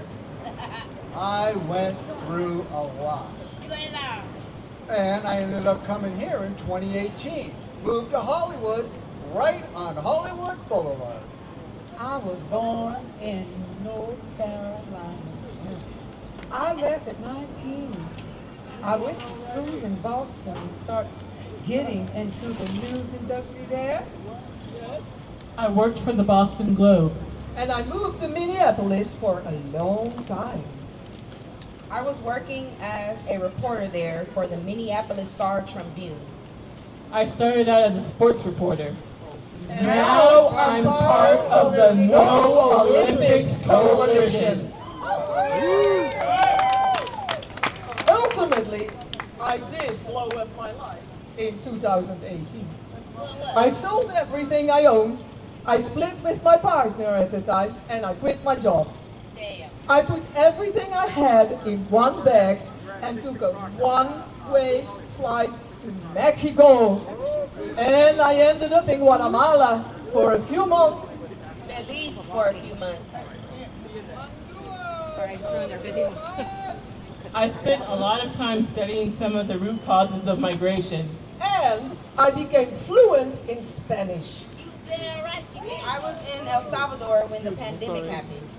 I had to leave, and that brought me to LA. And I thought, maybe I'll do some reporting in Skid Row. I met Blue on the first day. I was like, screw that. I'm going to do whatever he's doing. I just started walking. Walking around Hollywood, and then I purchased a delivery van. Not knowing that I'd be living out of that delivery van for the next 3 years. Yeah, and then I started walking. I started walking around Hollywood, and that's when the light came on, like, wow, man. All this prosperity among all this poverty. My brain and my being in the ministry ignited that want to help kind of passion. So I got into the streets of Hollywood and started building relationships out there. A homeless guy from Hollywood introduced me to Skid Row. He goes by Deacon Hollywood and becomes my co-founder of the Sanctuary. Me and Hollywood, we just wanted to make a safe place for the community where people can come, eat, drink, do whatever they do, and just keep peace. And from there, we started with just one little spot. Now, we got like half the block. Just forming relationships with people and listening to them makes you start to understand all kinds of different situations. It makes us better.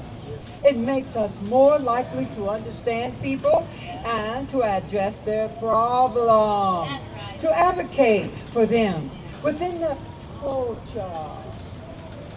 Where the people working in the system aren't engaging people on the street regularly and constantly. There's an education that you get on the street that you cannot get anywhere else. Because we are out there on the streets, there's no barrier. We really serve the most vulnerable folks in Skid Row. Yes. A lot of people are traumatized. And they are so traumatized that they are hesitant to even go to a more traditional program. We're doing the intake in a tent setup. Easy for you to say. A tent setup, yes. And those are the people that really value, I think, doing the whole housing search through us. They appreciate it. We don't lose contact with participants because we know where they stay. And we'll stick our head in their tent and be like, come on, it's time for your appointment. Come on. If we can't find them, we know 5 other people that know them, and we'll get a search party out. A street search party is the most effective search party. The key persistent. You have to be a professional nag and go. Tap, tap, tap. What's going on with this? Come on. Now, I try to deal with that person right on the concrete. Kind of summertime. And what I tend to do was I just try to encourage patience. Encourage that you are among family. You might not have the shelter that you should have, but you're under the canopy, so you got some shelter. I just try to be a motivating factor for those that are going through the process. It's not easy, you know. I mean, even with connecting with the block and all of you here, I had all types of guns pulled on me. I had machetes pulled on me, and butcher knives, and all the hate that comes from inside. It's just destructive. It destroys our community. But through it all, we've been resilient. Yes. Now, people come into the sanctuary area, which is just an outside space, nothing to separate it except maybe a flag, and they leave the violence outside just because of the respect that we've earned. That's the core of the flag we fly around the space. It is to say, it's not just you or you. We are all part of one. It gets into politics too, to support those different countries that are being oppressed and being taken advantage of. We stand in unity with any type of suffering of any nation. In the spring of 2024, I was living in a van parked over on Town Avenue. That was my front porch. What we call Blue Hollywood South, or Town Avenue. All these families in tents with children had made refugees' homes right across the street from the fresh spot. Had never seen that in Skid Row before. All these families end up getting involved pretty quickly with 2 families that had just arrived in Los Angeles from Venezuela and Colombia, respectfully. Both mothers was pregnant. Blue had been saying that he really wanted to get involved with the families, but they're pretty much all monolingual Spanish speakers.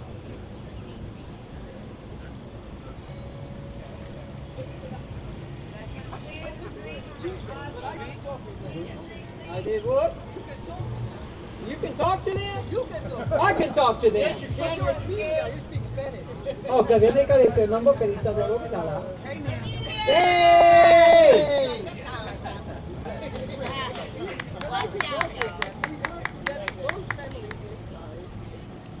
Okay. What? Right here? Yeah. Oh, God. I had to do a lot of work. I just passed it on then. But I can't talk with, I could talk with them. We worked to get both families inside. It took months because we was learning the difference in the system with families versus individual, how little family housing stock was there in Los Angeles. Oh, family shelters? Oh, emergency shelters? Or family housing? Oh my goodness. It took months to get these families in just a shelter. One of the women gave birth, had a C-section in the hospital, which she then chose to discharge her to a tent.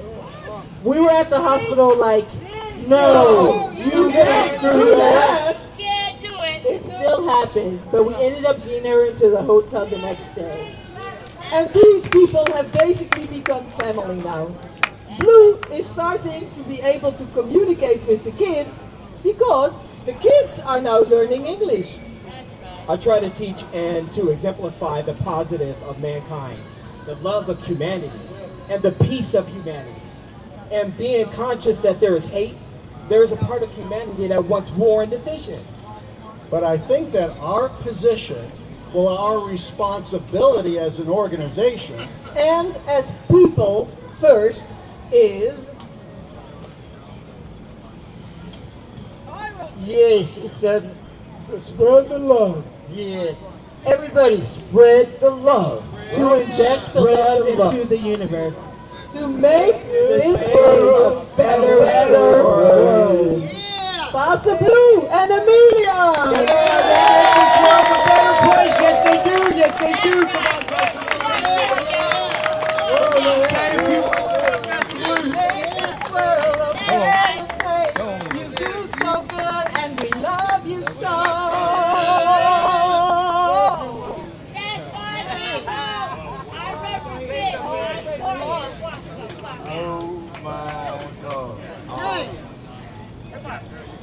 I really just humble myself I was saying, I really just humble myself under the mighty hand of God. You know, had it not been for God to choose me to come to this place, had it not been for the family that I found. When I say family, I truly mean family. Everybody with me is family, and I just thank God for it. I really can't take any credit. I'm humbled to be in a position to be able to serve in the capacity that we're able to serve the community, and I'm constantly reminded of Peter saying to Jesus, "We left everything to serve you." He said, "We left brothers, sisters, wives, land, houses, and everything to follow you. What do we have in return?" And Christ looked at him and said, "I'm going to return it unto you 100-fold. And when I say he has given me 100 brothers and sisters, 100 mothers, 100 father figures, and kids that I can't even name. So I am so appreciative for this community. And I do have Skid Row with the halo and the angels, because it has been just, we want to represent Skid Row because Skid Row embraced us as family and has been an angel for us. So that's enough. I thank God for each and every one of y'all. Thank y'all for coming out.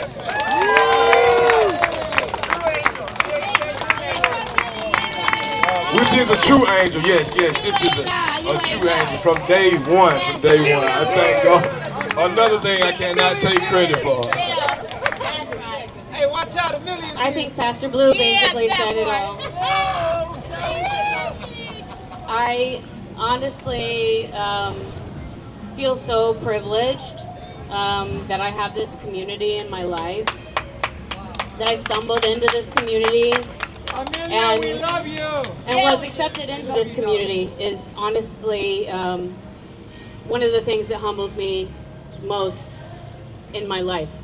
It's a great honor to be here working alongside my partner, my best friend, and such a rock in the community. It is my absolute privilege to spend my days with my family here, because it really is family. And I just feel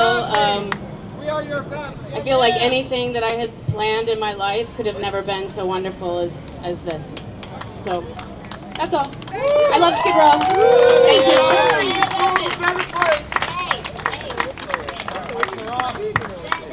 Give it up for Amelia. All right, follow the band. All right. We're going this way. Follow Amelia, Pastor Blue. This way up. Gotta go. Well, everybody start special. Everybody start. Everybody start. Everybody start. Don't get it fucked up. Right. Thanks, guys. That's right. Thank y'all for appreciating us. Thank y'all.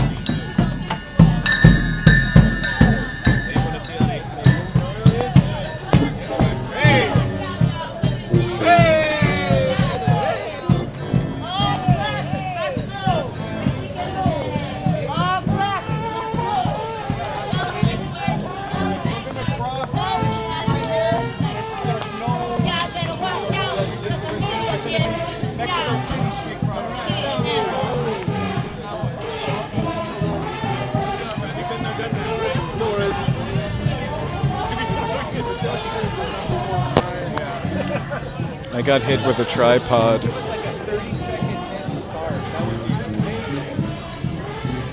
Go to the left. Excuse me.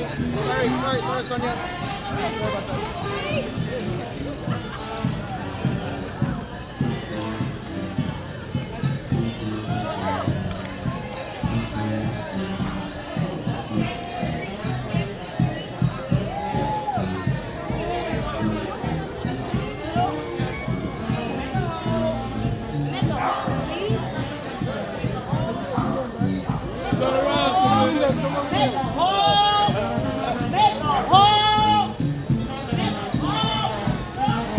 No wonder that's why she has so much energy. She's got that scooter.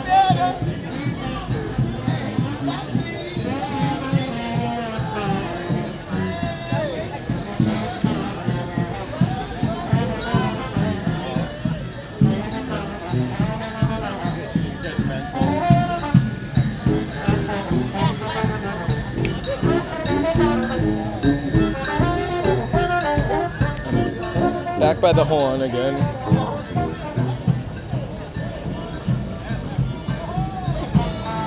Whoa.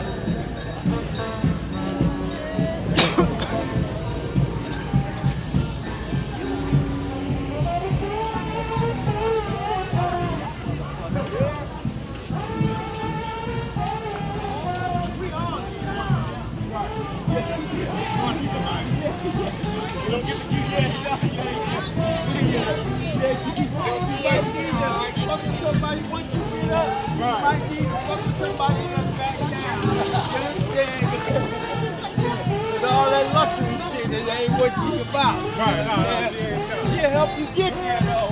She's gonna stick by your side. Once you get all that shit.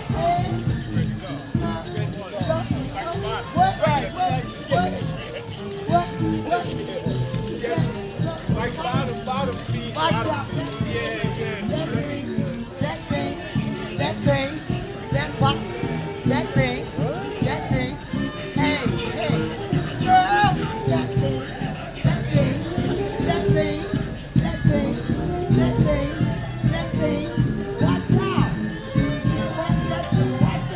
watch out,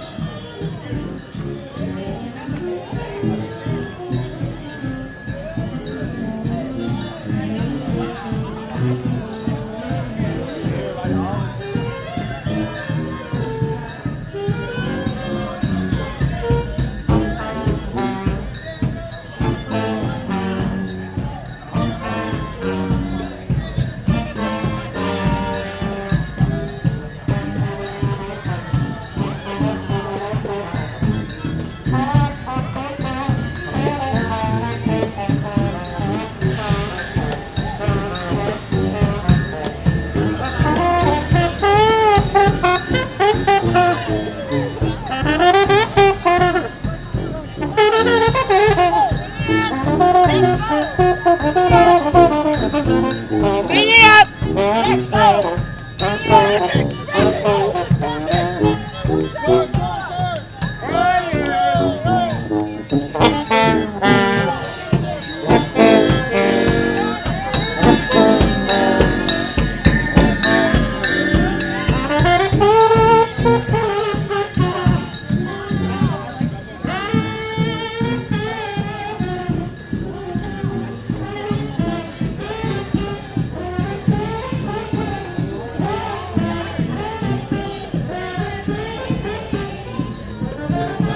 Oh my gosh, I got a free membership to Roy Explorers. Shout out, Roy. I love that. Hey, Angela Thomas. If I miss saying hi to anybody, I'm listening, observing. I want to know what this big building ahead of us is.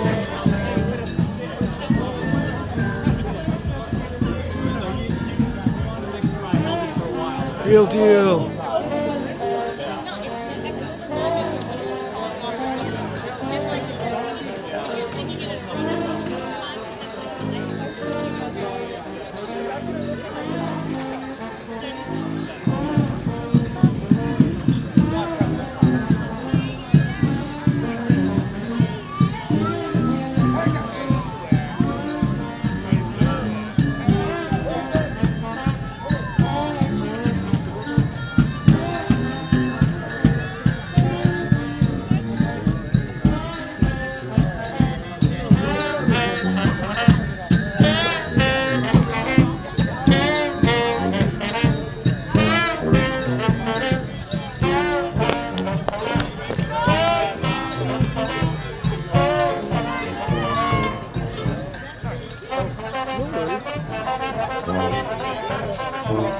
Check, check, check.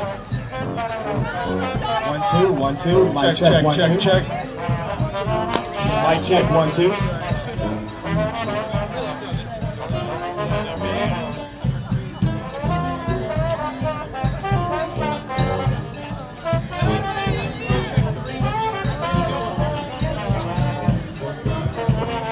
Check, check. Check, check. 1, 2, 1, 2. Check, check.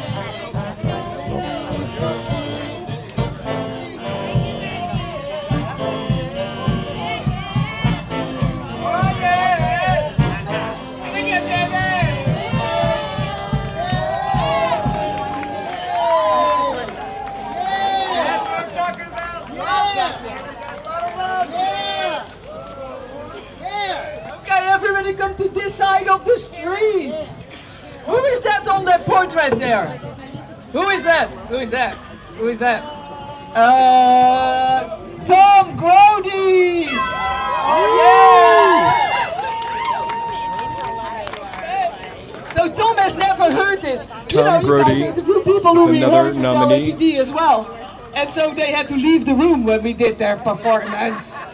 So Stephanie hasn't heard it, Tom hasn't heard it, and Iron hasn't heard it. This is the only year that there are LAPDers in the performance. Except for Kevin Michael Key. Except for Kevin Michael Key. Yay.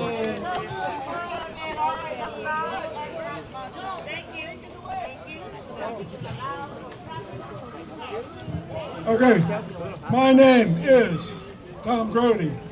I had a tough childhood, you know. I was raised basically by television, you know. My favorite TV show was The Twilight Zone.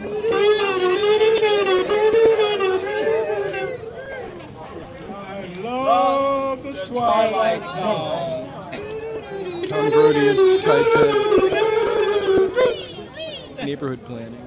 I grew up wanting to be a Preservation writer. efforts. I wanted to write episodes of The Twilight Zone in a family where there was no artistic encouragement at all. You want to be a writer? Do something normal. You can be a reporter. No, I don't think so. I was raised by Iron is television. saying, Aging Iron did not know. I went to school. Where is Iron? Iron says, I went to school to Rutgers in New Jersey. And I majored in journalism. And the more I got into it, the more I don't want to do this. I Want to write episodes of The Twilight Zone.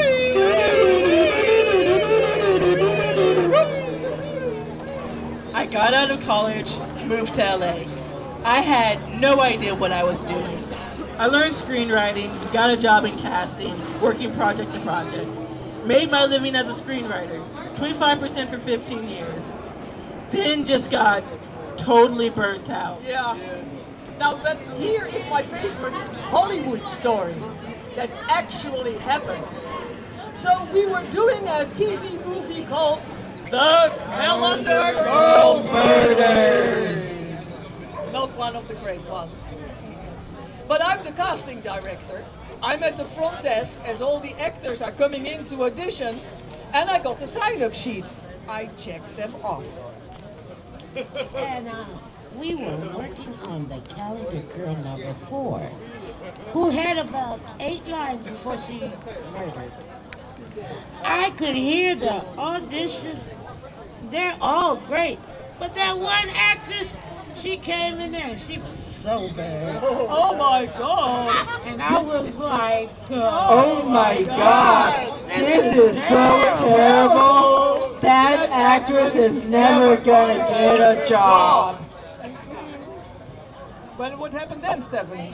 Okay, then I looked at the sheet right now to see who is that. Because I know I'll never see that name again for as long as I live. And the actress was Vanna White. And a month later, she gets to turn the wheels, the letters on Wheel of Fortune. And 3 months of that, she's on the cover of People magazine. That was the first big lesson. Everything you need to know to understand about Hollywood is... No one knows anything. I wrote a spec script, and it's a low-budget movie in rural Missouri. Now, the title was... Stolen Moments. And I was on location to do the rerun for 2 months, and everything seemed oh so very wonderful. And then, the producer and the director decided to hate one another, and they started suing each other. And then it went nowhere. It never got made. I never even saw it. I'm like, oh, this is just too painful. My agent got one of those spec scripts to the head of production for 20th Century Fox, and he said, I want to meet this guy. oh, this is the big break. I go in, and he's got my script on the desk. Okay. I really like this script. We're not going to buy it, but I really wanted to meet you. You're so talented. Why haven't you been more successful? And I just sat there. I don't know. End of meeting. I walked out. So this was a really dark period. I'm walking away from the past 15 years of my life. Who am I? What am I doing? It took me a year or two to be able to answer that question. And I finally can. Why haven't I been more successful? Well, I don't have the confidence to really pursue my own creativity. I wasn't raised in that kind of atmosphere, so I don't have the confidence to really do it. I lived in Santa Monica, but then there was an artist friend of mine. Tom, I mean, you gotta come downtown to LA. I mean, there's this really cool thing going on. It's happening twice a month at these art galleries on Thursdays. Oh, there are art galleries downtown. So he was talking about the downtown art walk before it exploded. And I went there, and there's 300 or 400 or 500 people walking on Main in spring. This is amazing! I needed a new life. I thought I could move from Santa Monica to downtown. And that's what I did, not understanding that if I cross the street, I'm in Skid Row. A guy I went to church with in Santa Monica said, I lived in Santa Monica, but then there's this, you know, it was, hey, I'm moving to downtown LA. Tom, why don't you come downtown? I mean, this is what I did, and, you know, love it. Come on. Just, you know, it's... And you can volunteer for Operation Facelift. what's that?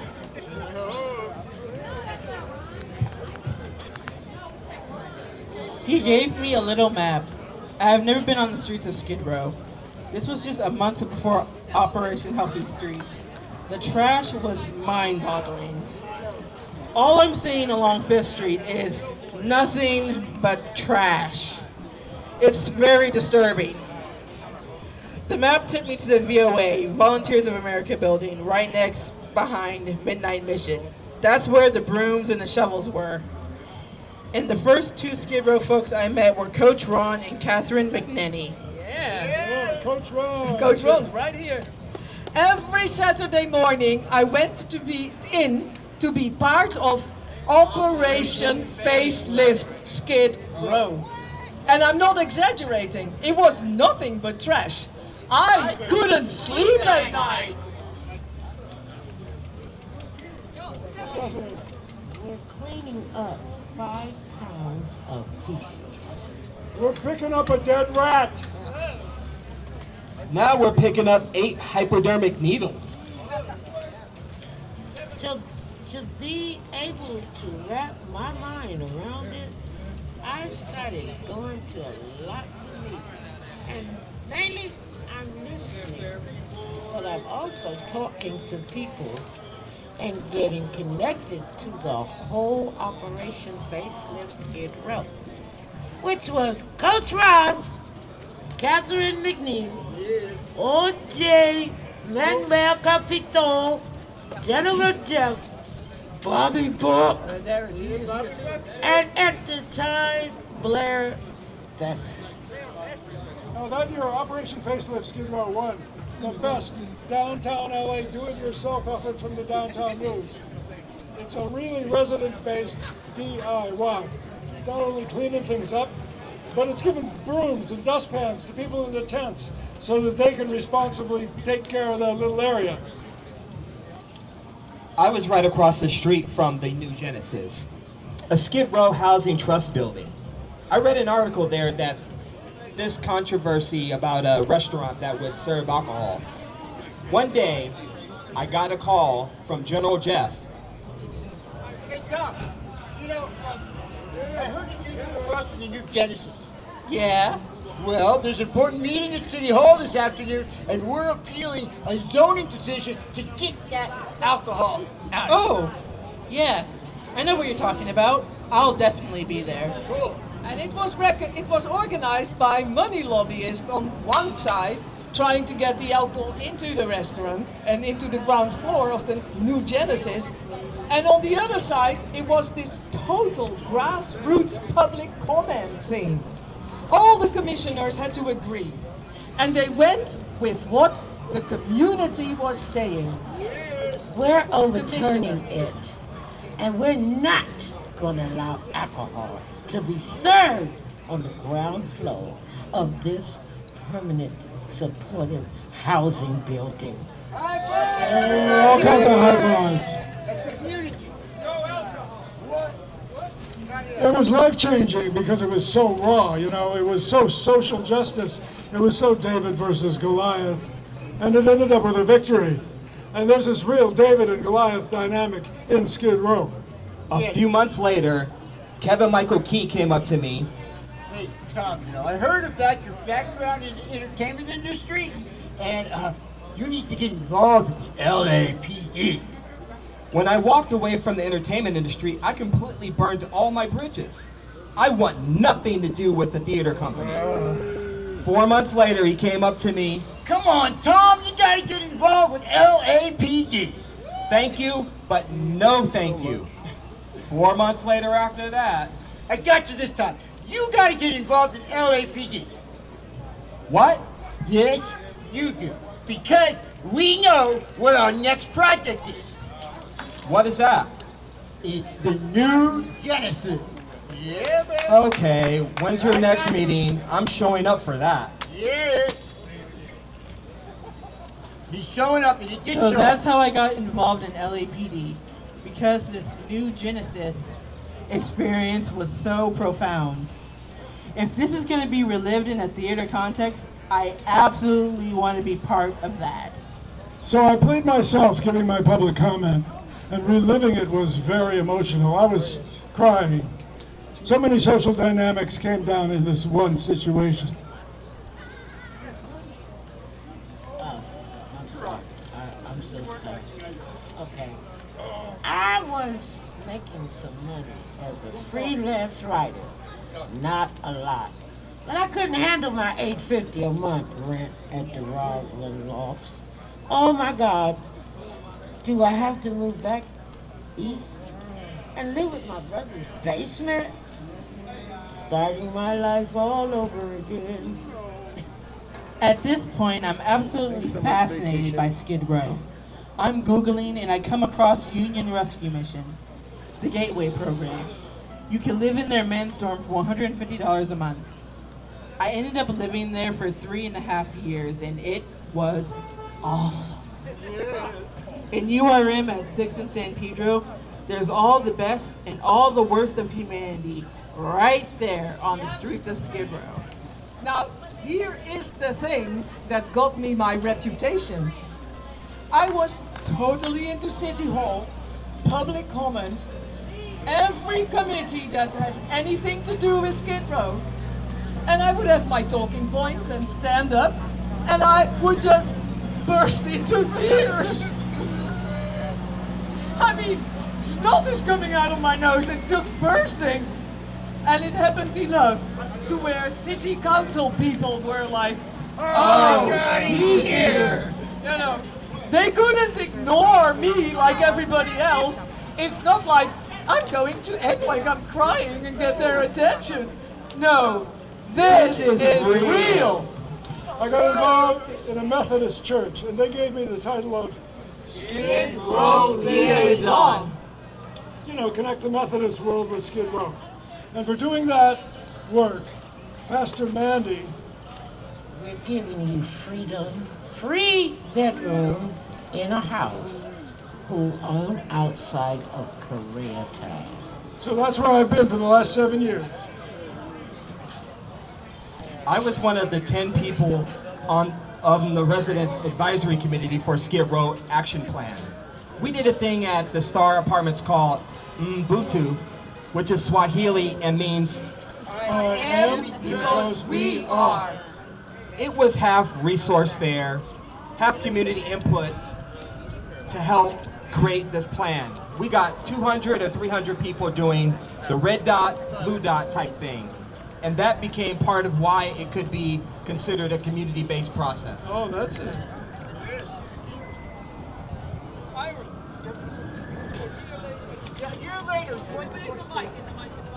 A year later, in 2023, we went through community design sessions to develop the plan in greater detail that resulted in a 90-page document called Implementing the Skid Row Action Plan. And I'm still heavily involved because we got this fantastic document, and now it's going to be implemented.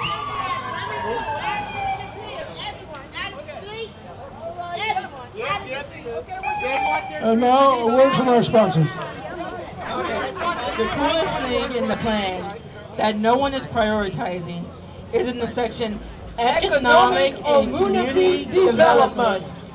It's a $25 million entrepreneurship fund to help Skid Row residents develop small businesses. That's transformational. That was one of the things that our residents and former residents got excited about. If you're in a tent, but you have a vision and you develop it, well, why can't you tap into that entrepreneurship fund with all of a sudden $500,000 is released to make that dream come true? Let's make some space for the ambulances. Let the fire department go through. Everybody come to the, yeah, exactly. Come to the side. If there's another car behind it, let's make some space. Thank you, everybody. Thank you. All right, we're good. Yes, okay. I have many t-shirts. One of my favorites is Skid Rover. It's a pet project through Homeless Healthcare LA. One of my favorite exhibits at the Skid Row Museum was the Dogs in the House, advocating for homeless folks with pets to be treated seriously so that you never have to put someone in the position of we have housing for you, but you have to get rid of the dog. People who have different needs really need to be respected. You need to facilitate wherever the housing or the services around those specific needs. It starts with people who have that need, and they build friendship or get plugged into a grassroots community groups of nonprofits. Then you begin the advocacy process for City Hall and the county. You turn it into a 10-page paper, which then becomes an official policy. Whether it gets written into law or qualifies for a special state grant to provide the resources to meet that specific need, there's a real process to this. And before I moved to downtown LA, I advocated for the local Tongva tribe, and they made me their honorary Tongva in a sacred ceremony. My Native American name is Warapop Muppet, which translates to Man of the Sea. That's right, that's right. All right. UVP and LAPD are my two transformational sanctuaries. They've given me the confidence to really go for it. I embrace my own creativity and expression at a level I never did in Hollywood, and certainly not in school or growing up. I'm all about the fusion between art, creativity, and advocacy. So Leof Sofer of UVP said one of the nicest things anyone has ever said to me. So Tom, you finally figured it out. You have a PhD in sarcasm. One-line singers.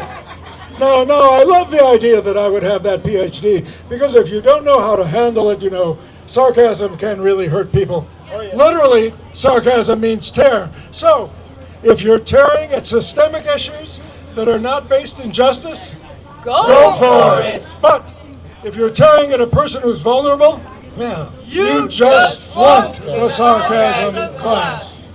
Tom Grode! A PhD in sarcasm. Thank you. It's actually Worrypot Moompet, but I prefer Worrypot Muppet. So we're going with Worrypot Muppet. Thank you so much. This is amazing. I got a lot of thoughts running through my mind. So I'll go with the fact that the Dogs in the House exhibit from 2019 at the museum made it into the script. I had nothing to do with an editing process. Thank you, Quincy. So if you've been on this parade, we passed 2 vans saying Spencer Pratt saves LA. If you've been tracking this, you know that Dogs in Skid Row is one of his biggest talking points. So I know that in the days ahead, Dogs in Skid Row are going to be political in ways that you would never think Dogs in Skid Row could be political. He just flunked the test again, okay. All right, thank you, Tom! Woof, woof. Follow the bag.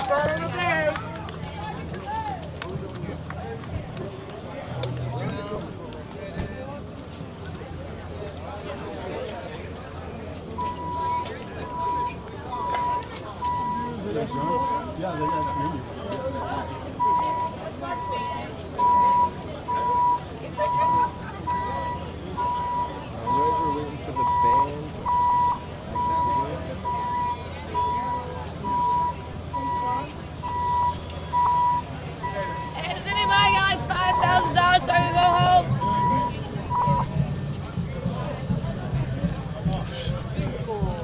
What was that?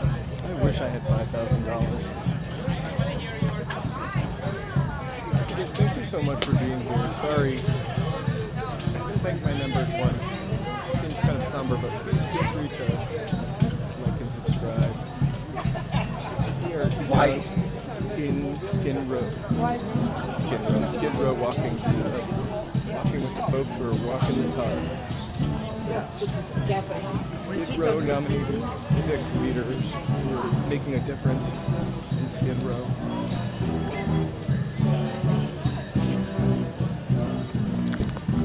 That's because I keep moving the microphone. Sorry. So we could hear the people speaking.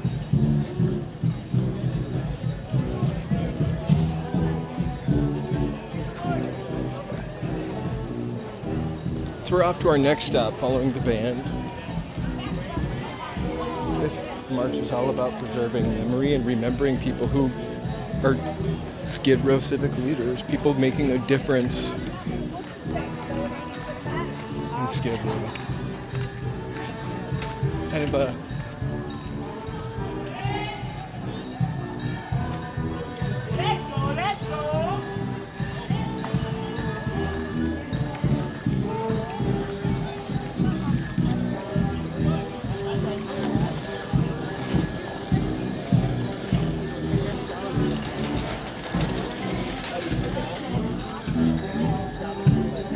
and a privilege to be here, actually.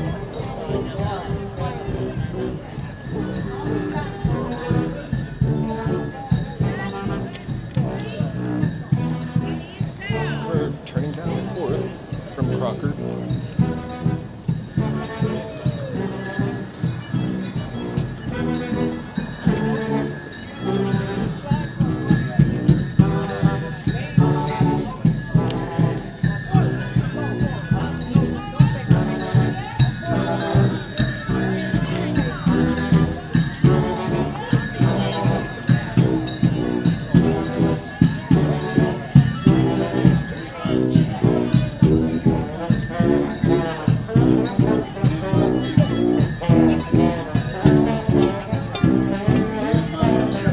right?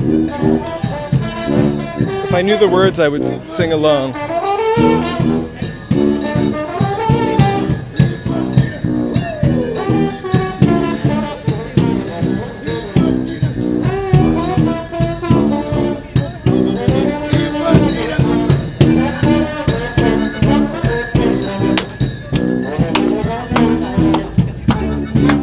Hey, Carrie.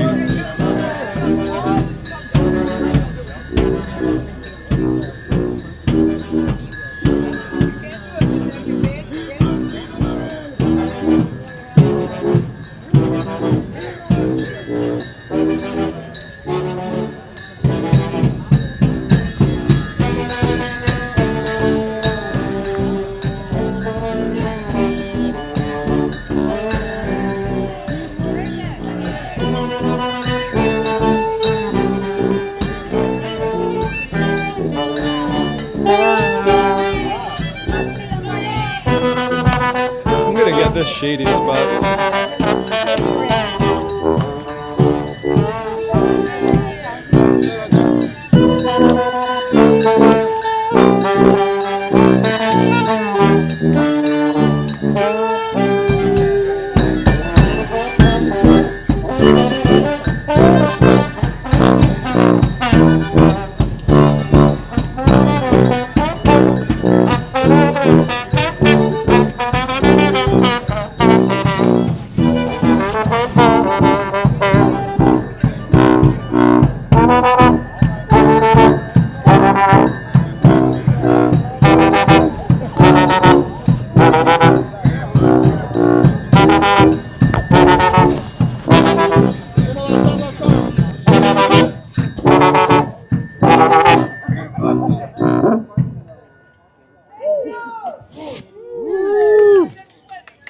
Check 1, 2. Check, check, check. Check, good. Check, check, check.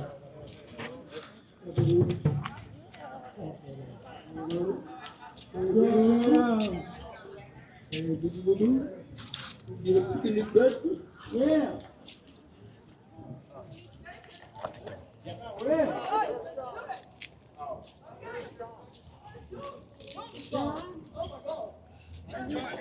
Sean John. Let's go get a picnic basket. Hey, Bubba.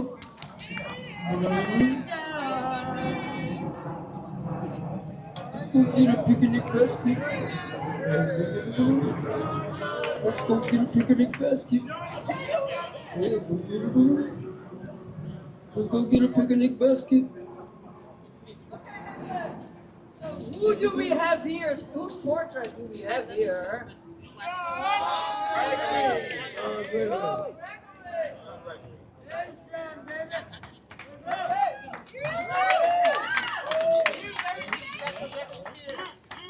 Sean Gregory. I'm Sean Gregory. I came to Skid Row in 2011, in January, 6 or 7 months before Occupy. Skid Row is amazing. I was always on the move since I was 18 or 19. Skid Row was the first place that I came across that I've actually stuck around. I love Skid Row. Can you speak a little harder? My bad, y'all. I love Skid Row. It's a place that actually feels like a community. I love my time on the streets. Yeah, it was some of the best times of my life. It could have been the worst time. It can be the worst time for anyone. But the crew that I had, Jojo, Chase, Mickey, and there's so many more, they made it so they were absolutely amazing days living on the streets. General Dogon is right there. Yes. JoJo Smith was the best hustler I've ever seen. I bought cigarettes from him, then turned into a friendship, then it turned into a brotherhood. He directed me towards where I am right now. Before the Occupy, we were hustling on the streets. We were selling cigarettes, beer, candy, snacks. We never did sell drugs, though. We'll clear that up. That was like the one rule we had in our space.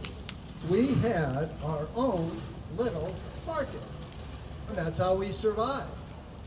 And when we get harassed by the police, Now, an officer woke me up one morning and directed me over to Occupy LA.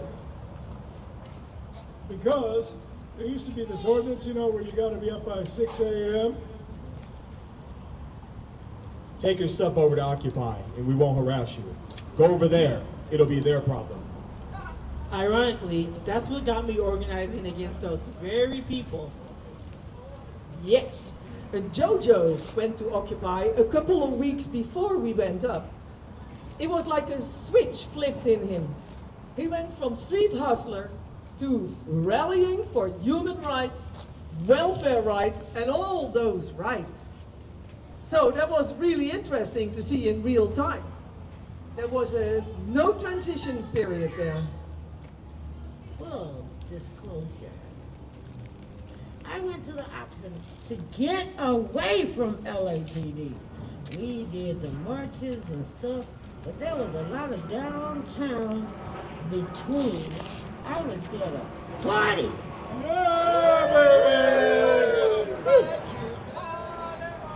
And we did party our ass off and lots of fun. But when the party was over, we came back to Skid Row. We met up with TC and we all formed a fourth in town. We all pooled resources. That was like the new Occupy. Occupy Skid Row. we were there for 7 months, when it seemed like such a long time. Well, and that's when the LAPD were really harassing us. They harassed Skid Rowdians anyways, but they really harassed us because we were coming from Occupy and we were marching against them and rallying. So they would line up on Crocker at 5:30 a.m. and then turn the engines on at 5:58. 6 o'clock, bam, they're pulling around the corner from Crocker to town, and whoever wasn't on their feet got put in handcuffs and arrested. I was one of those people one morning. Then there was this group of people with cameras out. They all have green shirts on that say, Community Watch. That's where I really met LA Can. Becky was out there. Erica was out there. And Wesley was out there on the community watch team that day. I got involved with LA Can through writing skits with General Dogon. And there was one that I did this skit about this old man in Florida who kept getting arrested for giving sandwiches to houseless people. Oh my God, how could he? Oh, absolutely viral. We had an action going on in the solidarity with that. So we did skits around this. I played an old lady in a park with all these garments and everything, fully committed. And I was the old lady that passed out the sandwiches. Oh, this is what I'm supposed to do.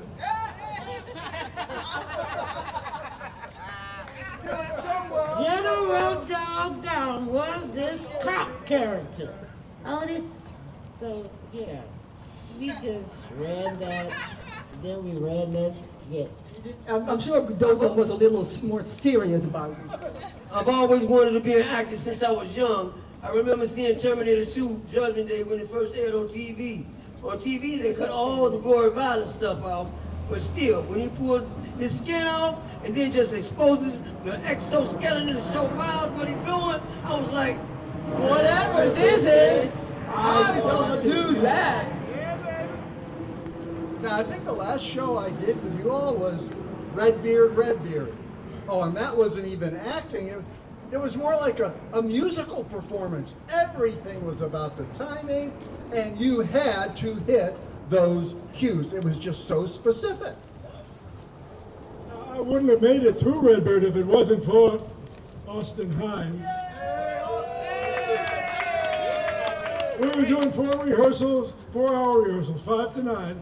But after those 4-hour rehearsals, we'd go back to Austin's place, maybe get a 6-pack or 2, or, well, anyway. And then we would run it again. We put another got the sprinklers on! Get the microphone, get the microphone! Sprinklers. Okay. Oh my God. We're going to summertime.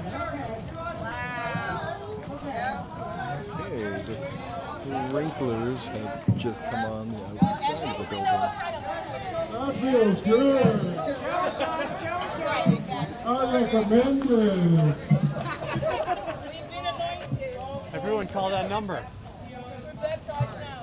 As I was saying, we put another 4 or 5 hours in after rehearsals, and it was messed up. When we messed it up, we stopped and go back to the top of the scene, and as we run it until we got it right. I would not have gotten through without that extra help. Austin's a real one.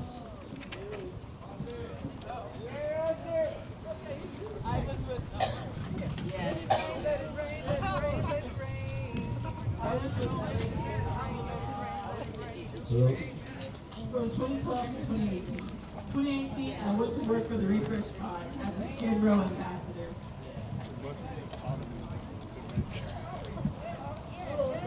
Page 3, people. 3 paragraphs down from the top.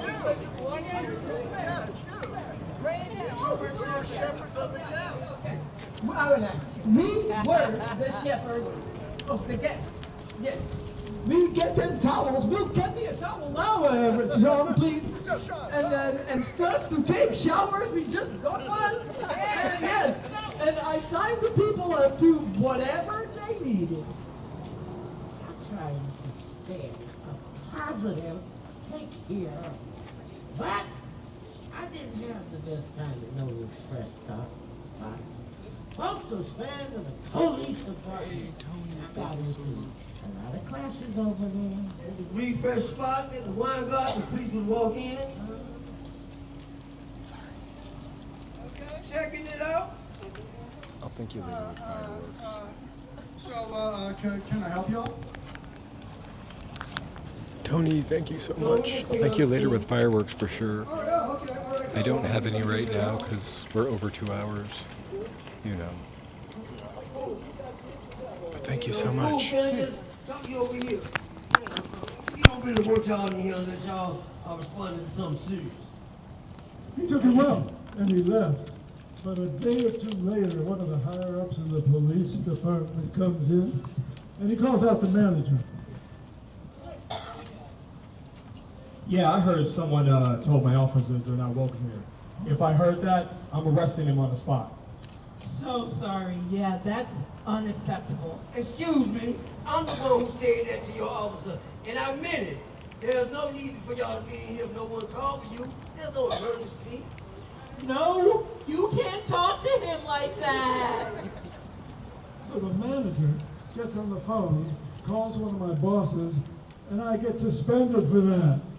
He sends an email, and the email was like, you know, Sean took his shirt off. And he got physical, and he was aggressive with the cops. And this is all on the record. I'm sure this is all documented. I got screwed because of the politics, because I didn't do any of that. Now, I'm with Venice Community Housing. It's amazing. Really.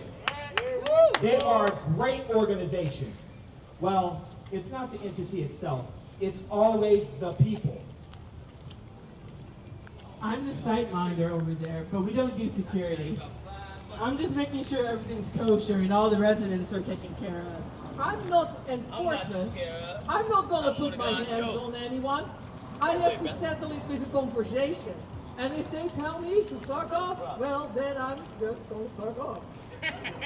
I'm not calling law enforcement to deal with it. I'm one of God's chosen. We ain't getting no money down here. I probably shouldn't say Got a big this. problem with that white people. Black folks ain't getting no money. Watch your fucking mouth and watch what you talking. We hired a vendor, and the vendor was taxed on the property. And they had a Blue Lives Matter sticker on the back of their window. I raised some alarms. They weren't answers like they should have been. I raised 12 hours for Hey, the join And I hands. went back to work the next day and turned the Blue Lives Matter flag into a pride flag. Okay, I got suspended for that one too. For 2 days. Just a little But I'm okay what we're with that. doing. It brought about some change. We had conversation that we wouldn't have had otherwise. I'm anti-police. I will always be anti-police and anti-establishment. I've been arrested. I couldn't count it on all my fingers and my toes. I got arrested right outside the Skid Row History Museum. Remember that? Right after the Back Nine performance. I mean, it was a day before my 28th birthday. You know, there was a big party that weekend for my birthday. I spent the whole weekend in jail. I missed my birthday. There were a whole group of officers. There's like 8 of them. And I see them tell this guy, Get up against the wall. Before they give him a chance to do that, they pull their taser out and tase him. So I ran across the street to get the cop's information card. What the fuck, dude? You didn't even give him a chance to comply. Oh, you want my card? No. Cool. Give me your ID. You want my card? Give me your ID. That's not how it works. Yeah, it is. You jaywalked. Dude, come on! I didn't jaywalk. There's no cars coming. No traffic was obstructed. Hey, hook 'em up. No, scuffer. All the 8 officers, they were on that one guy somehow and transferred over to me. And they personally took me down, arrested me for that too. That shit is absurd. They did something wrong. I didn't even jaywalk, and even if I did, what? That's jaywalking. Hello. Write a fucking ticket. Write in my citation. Don't fucking take me down with 8 or 9 or 10 hours. Okay, so let me try to sum all this up. You hate the police. Yeah. And you love people. And this is what the real connection is. Not everybody, okay, but a lot of people. like I said earlier, with any entity, it's the people behind it that make it work. It's LA Can. I don't feel like I've actually said a lot about what I've done in the past. I don't want to say it either. Either. Don't want to say it either. I mean, I've been around, but everything I've done to be here, I can't do without the people I've been surrounded by. JoJo, Austin Hines. I miss Austin. Goddamn. Adam Wiley. And Pete White, and Becky Dennison, and General Dogon. And Eric Ayers, Steve Diaz, and Deborah Burton. Paul Scott, Carl with the K, Wesley Walker. Joe Thomas, Jamie Garcia, Hamid Khan, Charles Wayne Porter III, Zelen Cardenas, and Eddie H. General Jeff Page, Crucio, Uncle Bean, Sam. Walter Fears, Pastor Q, Pascal Rambert. Kevin Michael Key, and last but not least, John Malpede. Henriette Bowers, Stephanie Bell, and Tom Grode. Okay. Yeah. We don't really know each other, but I'm sure you know this guy. Same to you over there, too. I don't want to leave anyone out. And that's Sean Gregory.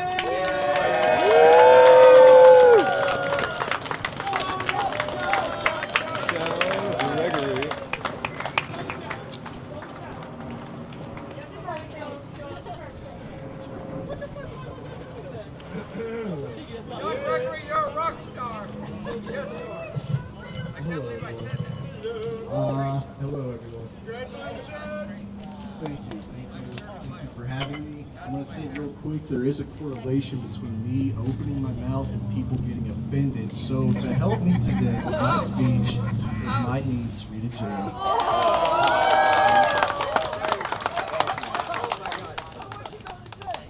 A thing I know about my uncle, he will help the community no matter what. Much in the style of Roan Uncle, short and sweet. Thank you very much.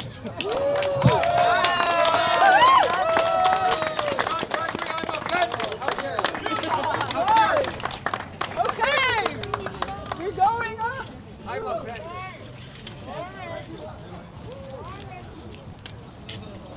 Oh my goodness. All right, strike of the day.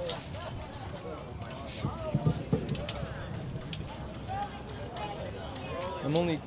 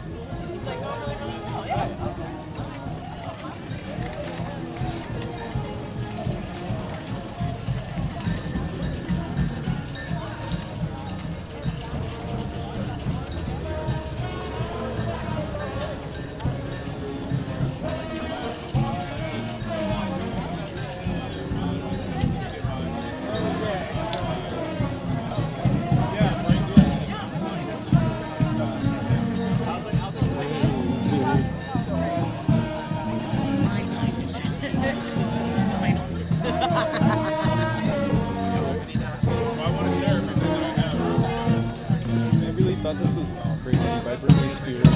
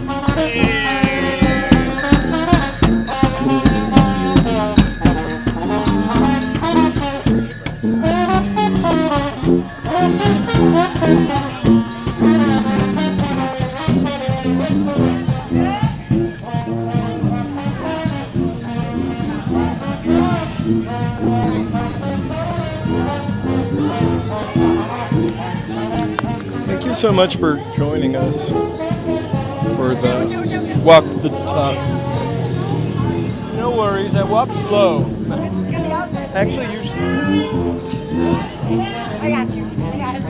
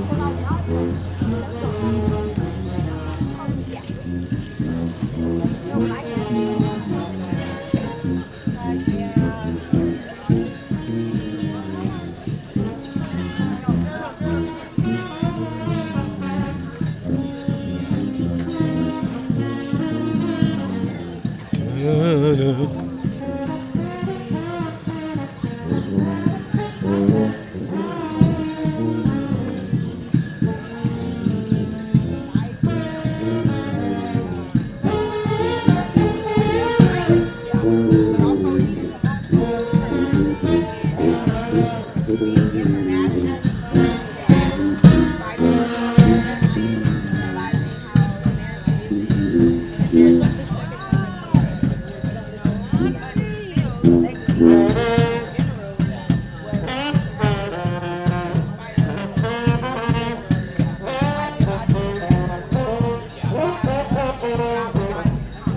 my gosh, it's literally hit after hit.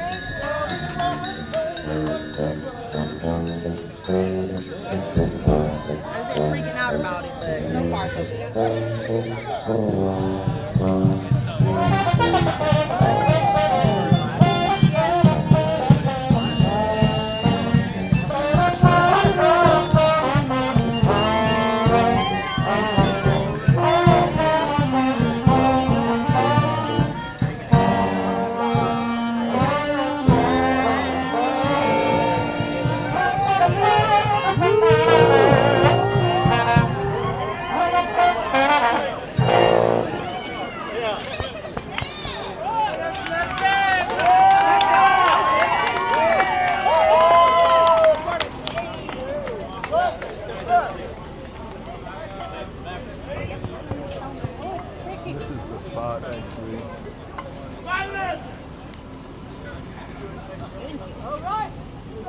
Probably.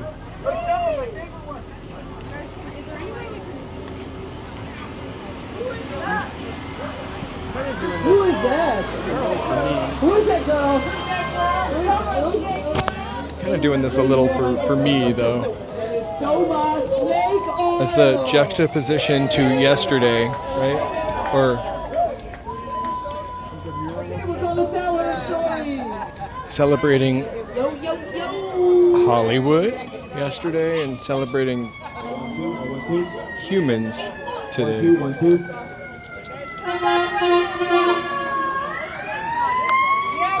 But the funny thing is, the Miley Cyrus thing yesterday, not one of those songs was found by the copyright.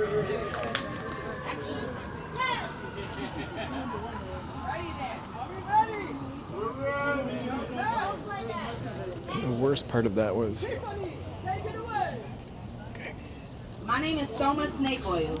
I use she, her pronouns. I'm lucky to be in Skid Row happy.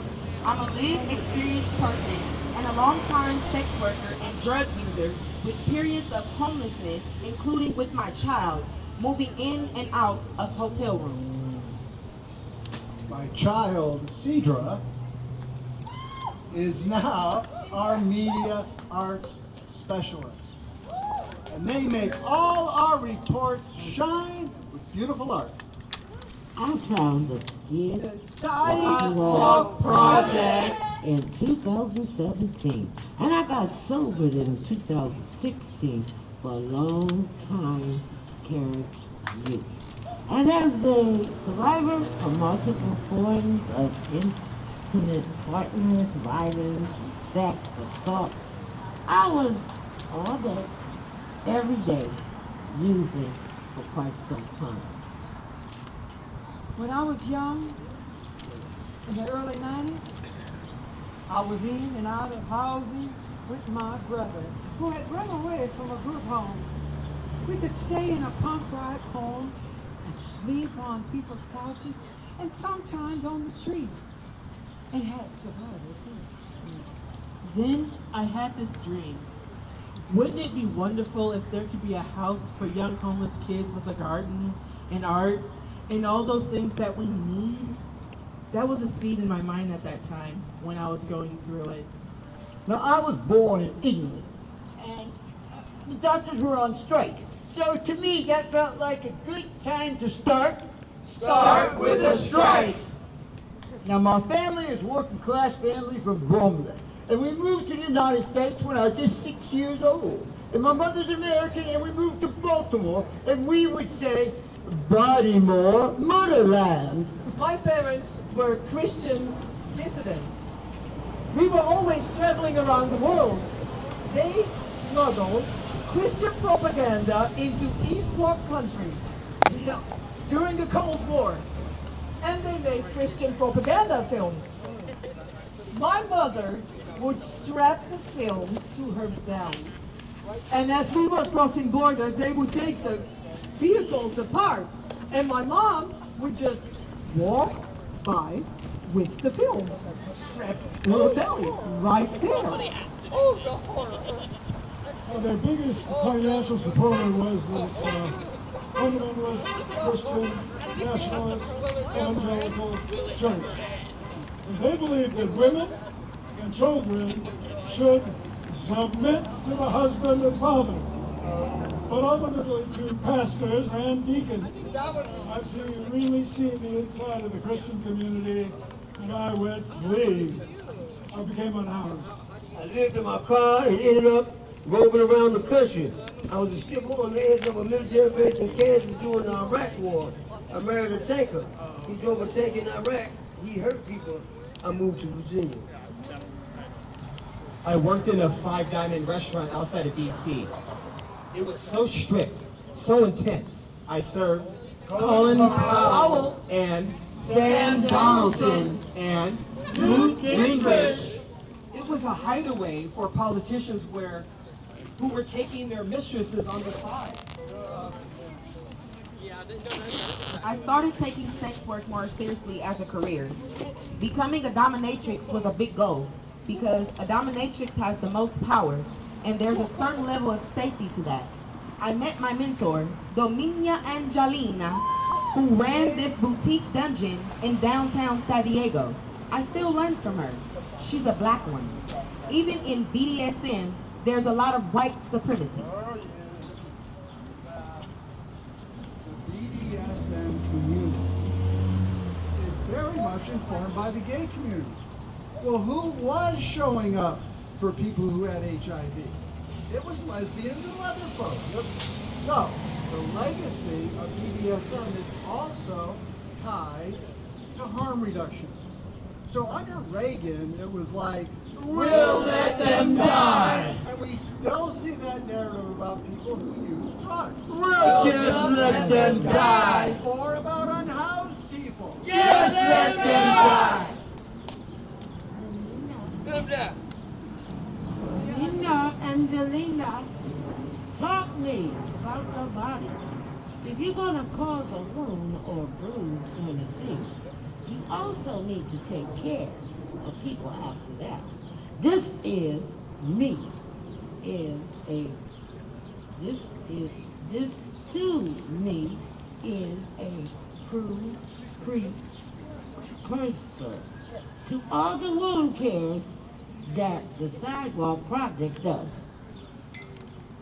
There we continue to be a lot of opposition of harm reduction, saying that harm reduction is enabling drug use. But we say Harm reduction is enabling life. It's enabling health. It's enabling dignity. If you think people who are not going to use because they don't have paraphernalia, then you just don't understand how drug use works. Now, we, the Sidewalk Project, started an arts and music organization. It kept us healthy, alive in a very unhealthy, unsafe, and poor situations. I wrote a musical. And, I'm a painter, and I'm also co-founder of a punk band. and another one runs an art collective. We're doing art shows. And I was on a musical called Home Sweet Home. Which almost made it to Broadway. Almost. Yeah. And I was the book writer, writing from my personal experience. And we had songs about drug users, sex workers, poor people, Wicca people living in quads. People fighting for their survival. Having a church family that look out for each other. And that experience was really important. It has been a precursor to the Sidewalk project. the musical fell apart. I moved back to LA and I thought, I don't want to just write about this. I want to be boots on the ground. I will always identify as a punk rocker. But I'm not connected to the punk scene in the same way anymore because I realize that the punk scene has become commodified and is a capitalist system in its own. But initially, we thought, we're punk rockers. Let's find our young punks on the street and work with them. We started just sitting on the street and talking to people. Then we met this organization. In Decline. A street art crew who does a lot of activism. They wanted to do something in the Skid Row. They built this haunted mansion on Halloween. One of the people who painted the haunted house was our beloved Crucio. And inside the haunted house, we were giving out basic needs like hygiene and food. Then, In Decline, turned that into a video, talking about homelessness and the haunting aspect of poverty. And we were talking to people in the Skid Row community who were featured on that video. And that's when I fell in love. Bishop walked us into the community. I never forgot what he said. Skid Row is a much. I know.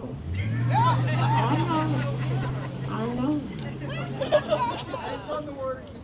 Skid Row is a mother. She will give you what you need. Sometimes it's gonna be positive, sometimes it's gonna be negative. I get chills just thinking about it. We started to pop up at Catch 21. And we gave Kevin $300 every time we used the parking lot. We had a fundraiser for this and we had our hands. Every famous pop band, the community song, along with the oldies. We had food, clothes, Crucial navigated with everyone, invited people.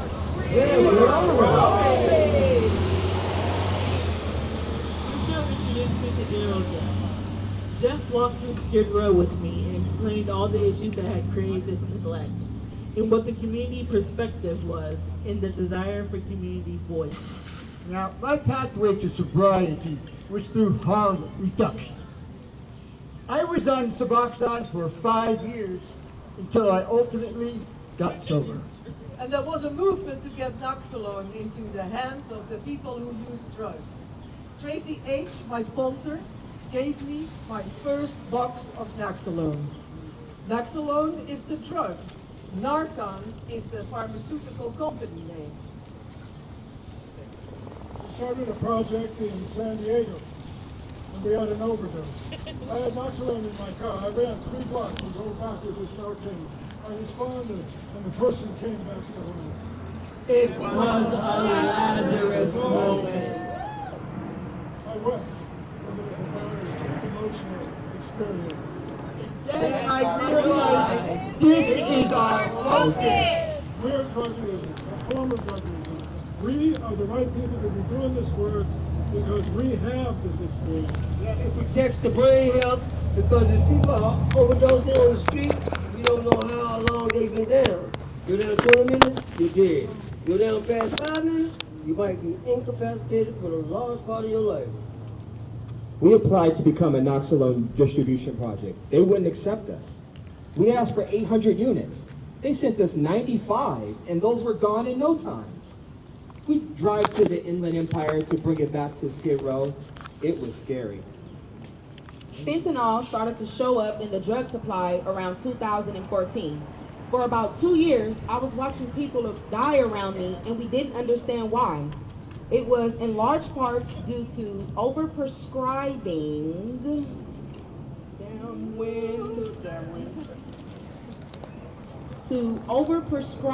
and the practices of the Sackler family. And in Skid Row, the overdoses began to rise out of control. How do we get ahead of this? Let's saturate Skid Row with Narcan. And I honestly overworked us. I burned myself out and quite a few people on my team. And I probably yelled at a lot of people during that time. You sure did.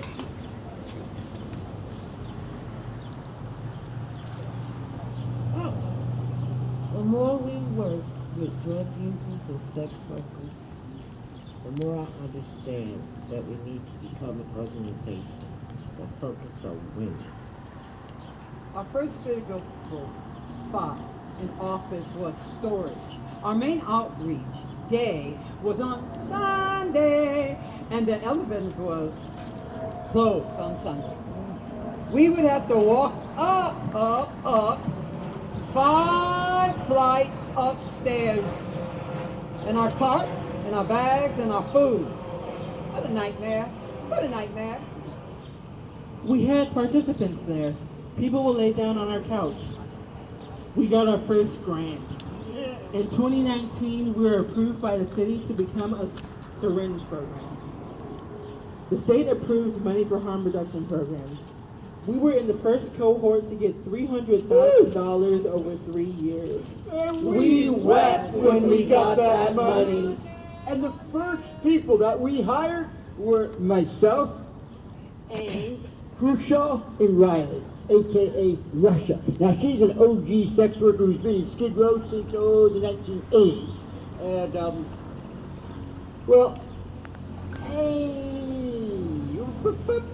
my younger brother, he was really sweet, but he was also street homeless in Hollywood. And our job was to get supplies out to the community. And one of our core values was to hire lived, experienced people directly from the street. And we call that peer empowerment through peer empowerment. And all 3 peers still work for the Sidewalk Project.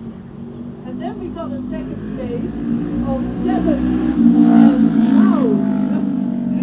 Terrible slumlord. There were always plumbing problems. Like, yeah, but the skate room museum too. We had one explosion of poop and gray water. Oh my God. It was so extreme. We had to hire a hazmat team to come in. We shut down the center. We went mobile and we focused our services on the Carter Park. Skid Row is a community that takes care of each other. Now, certain people have more skills than a social worker. There are apartments or shelters. I hope that we had an impact on the providers. They use terms like non-compliant. Compliant with what, motherfucker? That's right. Why, may I ask? Yeah, Why? who are you to make me comply? That kind of culture. I was our first case manager. One of our participants got held hostage in a man's room in one of the interim housing sites, and she was raped and harmed. And she came running to us. I reported to the housing site, and he blew it off. Well, we looked at the cameras, and it looks like she willingly went into his room. So let me get this straight. So what if she went willingly into his room?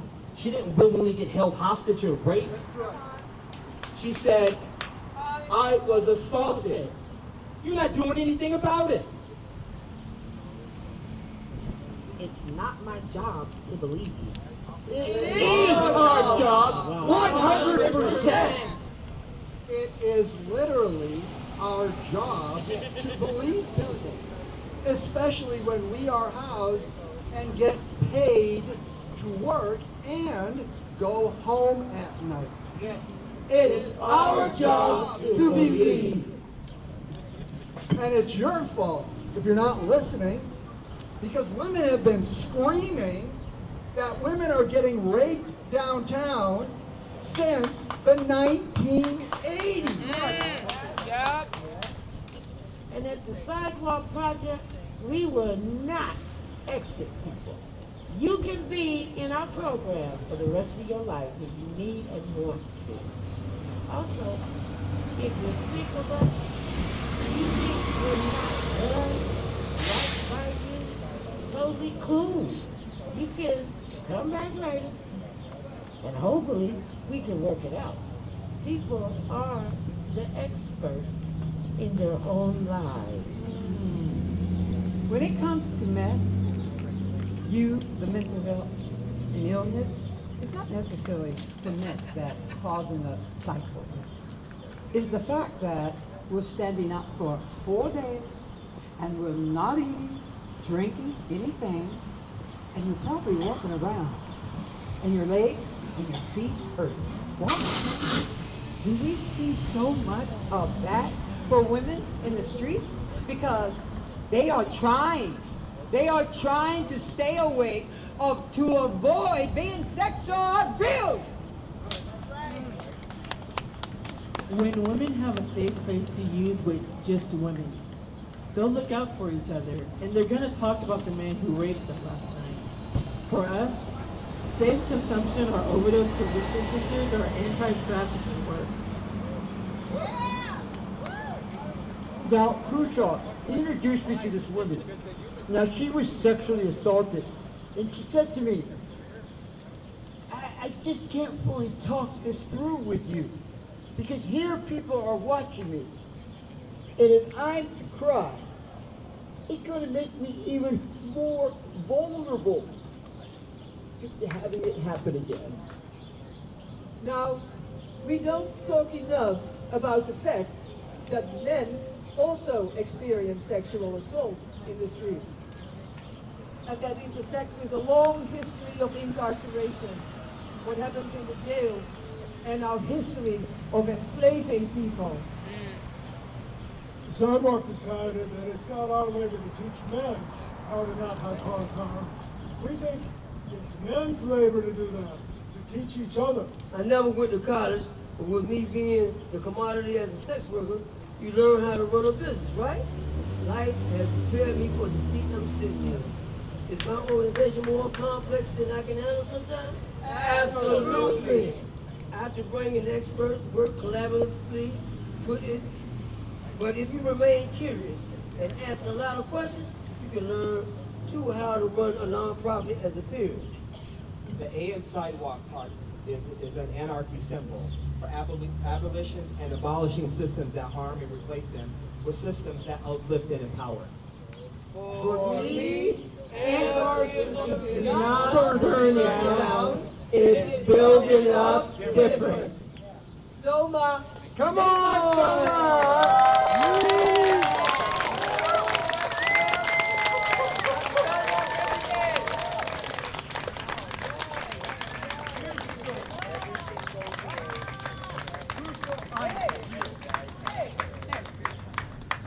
How amazing are these actors? Wow! Can we give a big round of applause to our actors, our artists, our sculptors, our musicians, our producers, LA Poverty Department, for our holding our stories, for everyone for participating. Thank you, everyone. I feel really emotional and overwhelmed to hear the story in your mouths. Thank you. Thank you.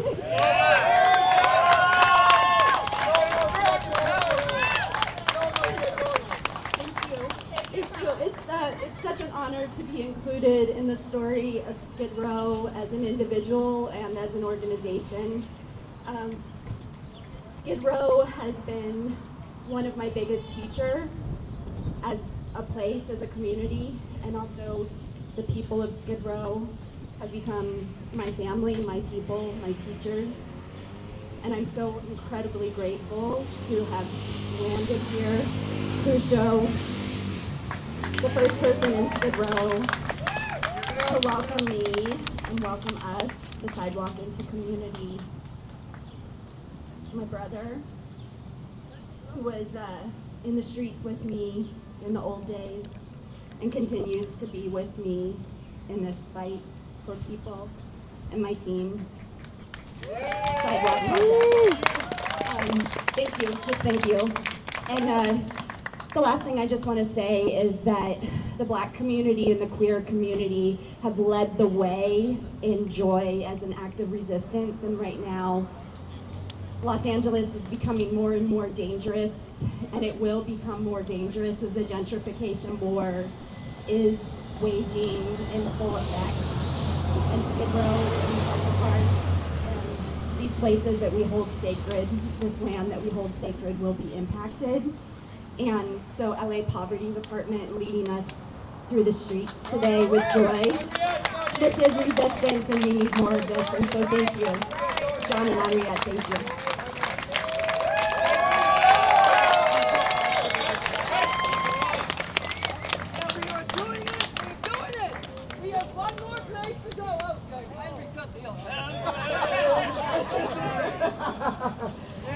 We are going over to Gladys Park, where we will honor Anthony Ruffin, and this is the spot that he chose because his father was at the Drifters in Gladys Park for many, many years.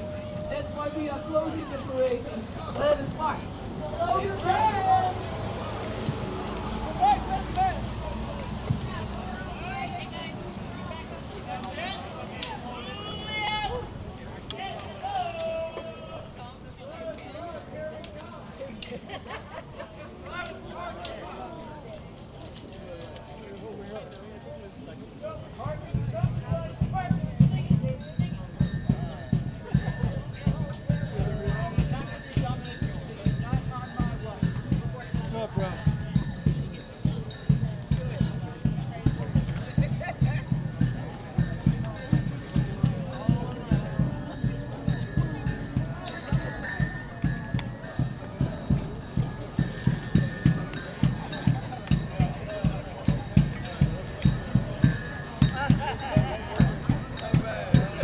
We're heading over to Gladys Park.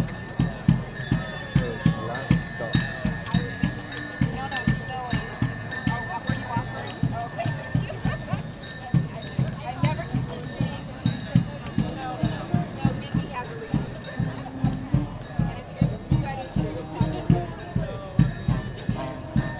Thank you guys so much for coming and walking along with us today. We just crossing the street. Hey, Henriette.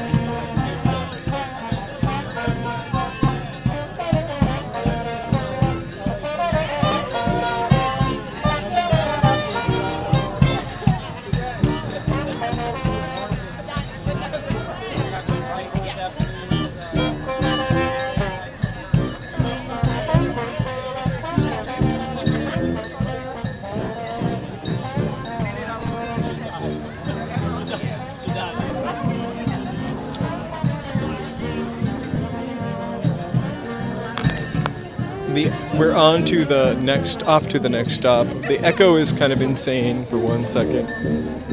The brass.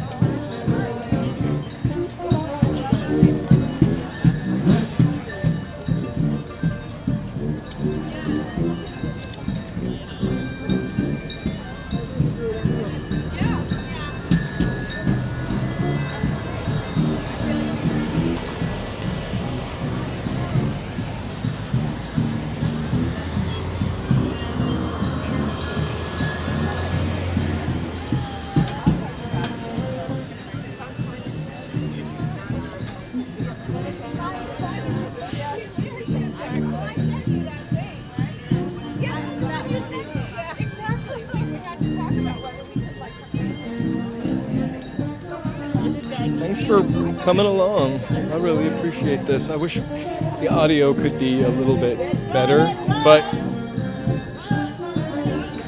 check out the link.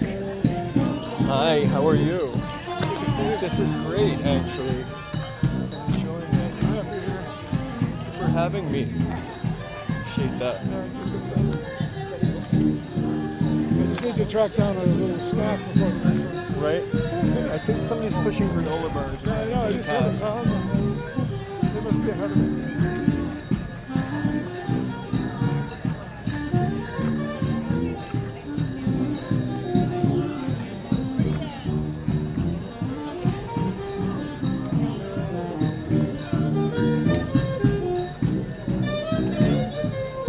I feel like I've seen 3 or 4 people I know here, actually.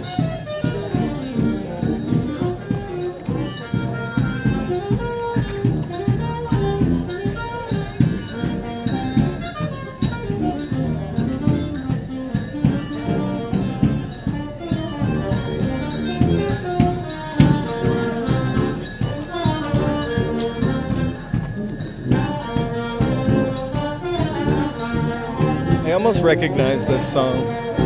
I may be too old. Sorry, Joe.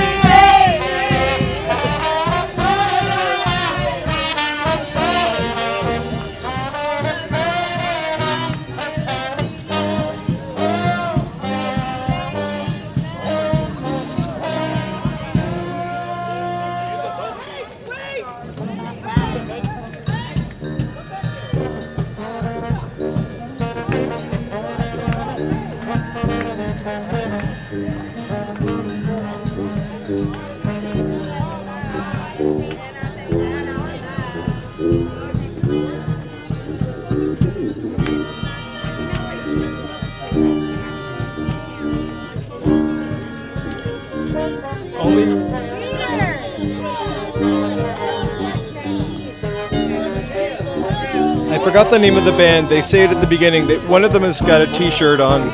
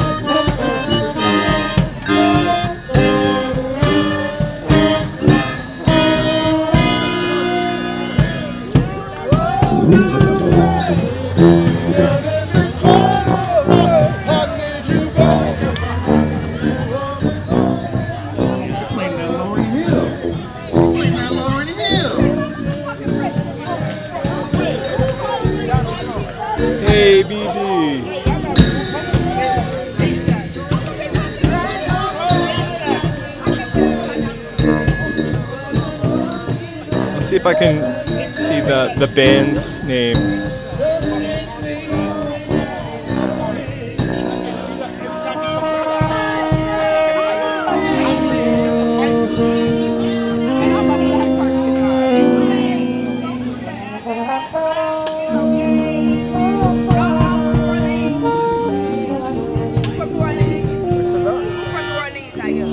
I don't think anybody, but we're all in the spirit of New Orleans. Oh yes, I had a blast in New Orleans.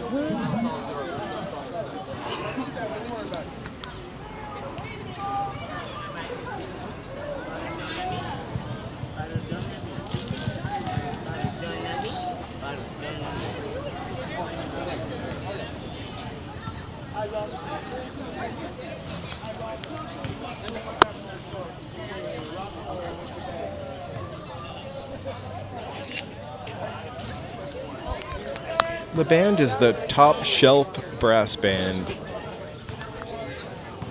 of Southern California. I feel like they're from the Inland Empire. I heard where they were from earlier, but I forget. Thank you guys so much for being here.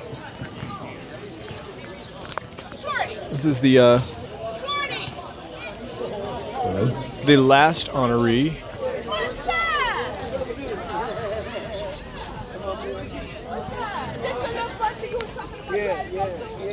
Check 1, 2.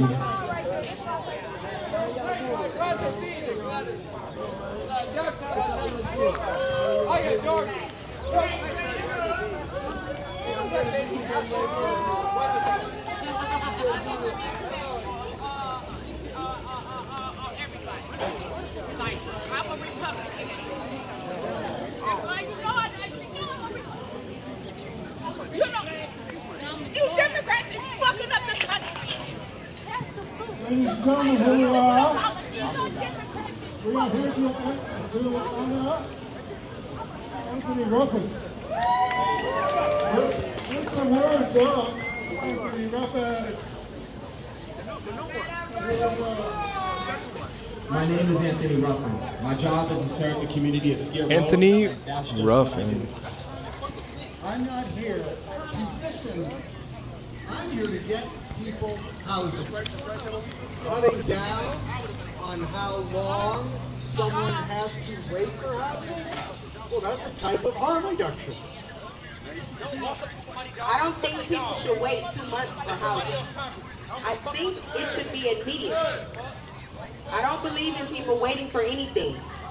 And I don't too much care what the county says. And I don't too much care what the city says. And I don't too much care what the providers say. I don't work for them. I work for the people of Skid Row.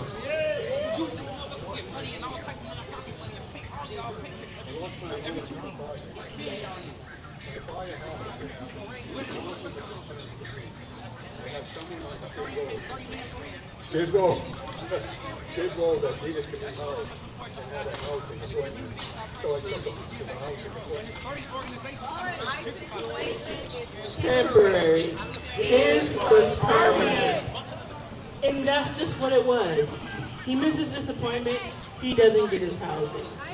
So I don't have time to worry about my issue.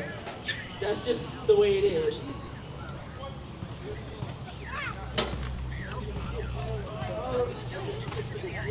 I have a long history of working here in Skid Row. My stepmother was on Skid Row in 1968, and she passed away in 2014. My biological father left when I was just a kid. He ended up in Skid Row in 1984, and he passed away down here in 2017. My mother's brother was down here on Skid Row also. And I have friends that I grew up with that are living on Skid Row currently. It is a beautiful, unique, wonderful community. I think it's one of the biggest senior citizen communities in the country. I love Skid Row. I like working with the people in Skid Row. I like being out there laughing with people, smoking cigarettes with people, sitting on the curb with people. I like housing people that are not housed. Getting people housing right there on the spot. That's what I enjoy doing. I like being over there at 16 Ladders. Right here, right there, right here. Seeing all those people that I house. And I like being over there at Pastor Boo's, sitting over there having cigarettes and listening to music and having coffee and just hanging out. But I don't feel like I'm working in that environment. I think I'm part of that environment. Like I just said earlier, I think Skid Row is probably the biggest citizen community in the country. If people can't get up elevators, people can't buy fresh fruits and vegetables, people have to walk a mile and a half or get somewhere in a wheelchair to get them to a market. But you know, go to the market on Skid Row and get a can of homemade chili, which has a lot of sodium in it, and it costs $4.99. There's a lot of issues that need to be fixed. I hate to see people sitting on 7th Street in wheelchairs and they can't get up to the unit. I've been in those units. I've been watching some of those people pass away in the units, in those stuffy hallways. I've been in them bathrooms, the shared bathrooms, and only one toilet works. I've been up there in the units in the summertime, and no AC has been there. I've been in the Russ Hotel like that. I'm not blind to it. I'm not going to pretend that I am blind to it. I think it's a travesty for minorities to be living like that down there in Skid Row. Look, you get medical care all throughout Skid Row, but you can't get enough fruits and vegetables, so what good is the medical care?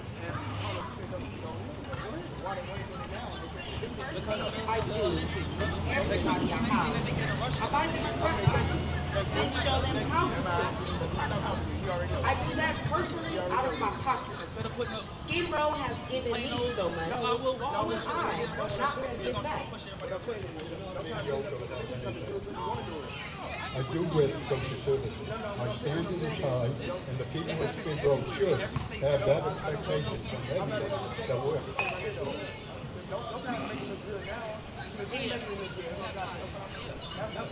I love Skid Row for all its imperfections, and I love Skid Row for the way it functions. I really do. And Skid Row loves me. And when I am stressed out at home, and that does happen quite a bit, or whatever else it is that's affecting me, what I love to do is take a walk in the morning. I just walk Skid Row until the sun comes up.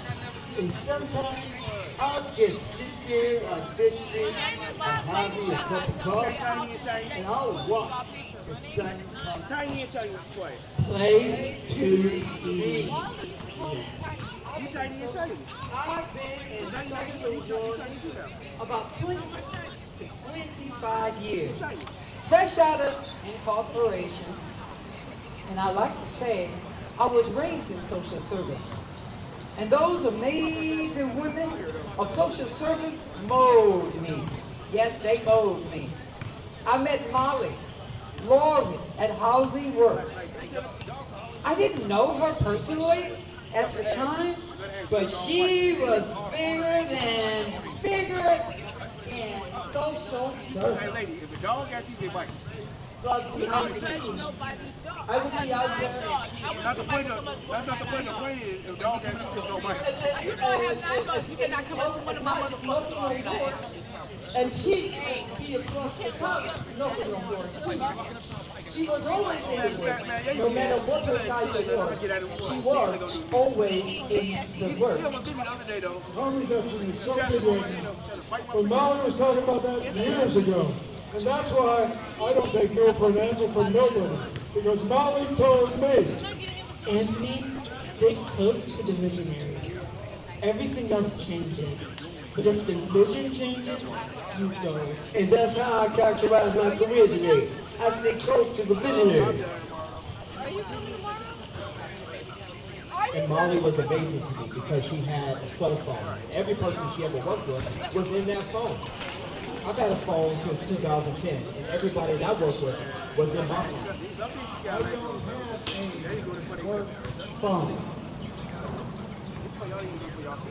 Everybody has my personal cell phone number. Great. Because the question is, who can they call when they're in a crisis? They call me.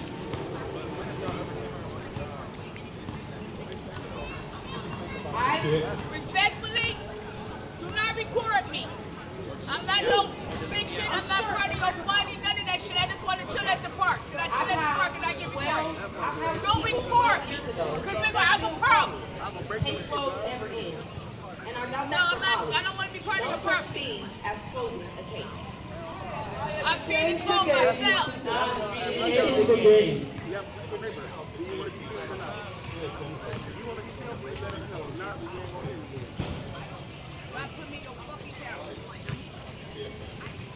Low barrier respite care is innovative because people can self-check in. They don't need a doctor to check them in. They don't need a referral. People can get into interim housing within just a day or two if they need to. And permanent housing is achievable on the Skid Row Care Campus. I believe people came there because they just wanted to hang out there, be there, not be service-driven unless people want service. People didn't have to bring a resume or get an application to get hired at the care campus. We did that for you on site. You got hired there on the ground. A lot of people came in from incarceration and get hired there with no background in social services. A lot of people got hired there homeless. So the first thing I try to do is stabilize their housing. I probably house more case managers than any case manager alone. I talked to them about establishing their pay. I told them, you know, home reductionist is a really good job, really cool. You need to think about your career. You need to think about what you want to do with your career. I encourage people to go back to school. I encourage people to apply for better jobs. Me and my wife sit down with people and we do their resumes for them. I don't know how many people I got jobs in social services. Because for me, it doesn't matter who you are. Somebody gave me a chance. A lot of people gave me a chance. I couldn't make it where I am, and without support, a lot of people supported me. So where am I not to give back, to inspire? Most pilot programs in LA County start in Skid Row. Now you see case managers doing stuff everywhere that started in Skid Row. Project 50. Care campus. Sidewalk project. They're starting to look at the harm reduction organizations and the way we do things on Skid Row. A lot of stuff ends up going county-wide. And these people that you lovingly honor each year, past and today, present, right now, are the real heroes. For they and we are pushing LA County Social Services forward. They're just not heroes of Skid Row. No, they're heroes of social service, heroes of the whole country. We applaud. Game changers! Game changers! Out of the box! Out of the box! That's us. There's more. I'm not sitting around at a big table, but I do know what's going on the grounds. And I'm going to tell you this. This is what Molly told me. I might not be able to help a million people, but I can help you. You need housing? Take my number down. I can help you. That's how we start. Take my number down. I can't help a million people, but I can help you. That's how we change the world. Take my number down, call me tomorrow. We'll do it! Yeah! Anthony Ruffin!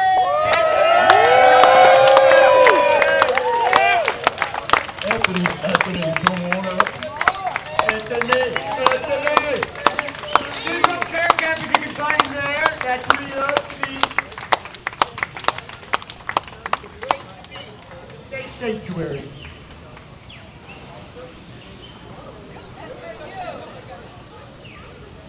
I'd like to continue what I had to say over at the care campus when I was, I guess we're supposed to talk? Oh, okay. My name is Anthony Ruffin.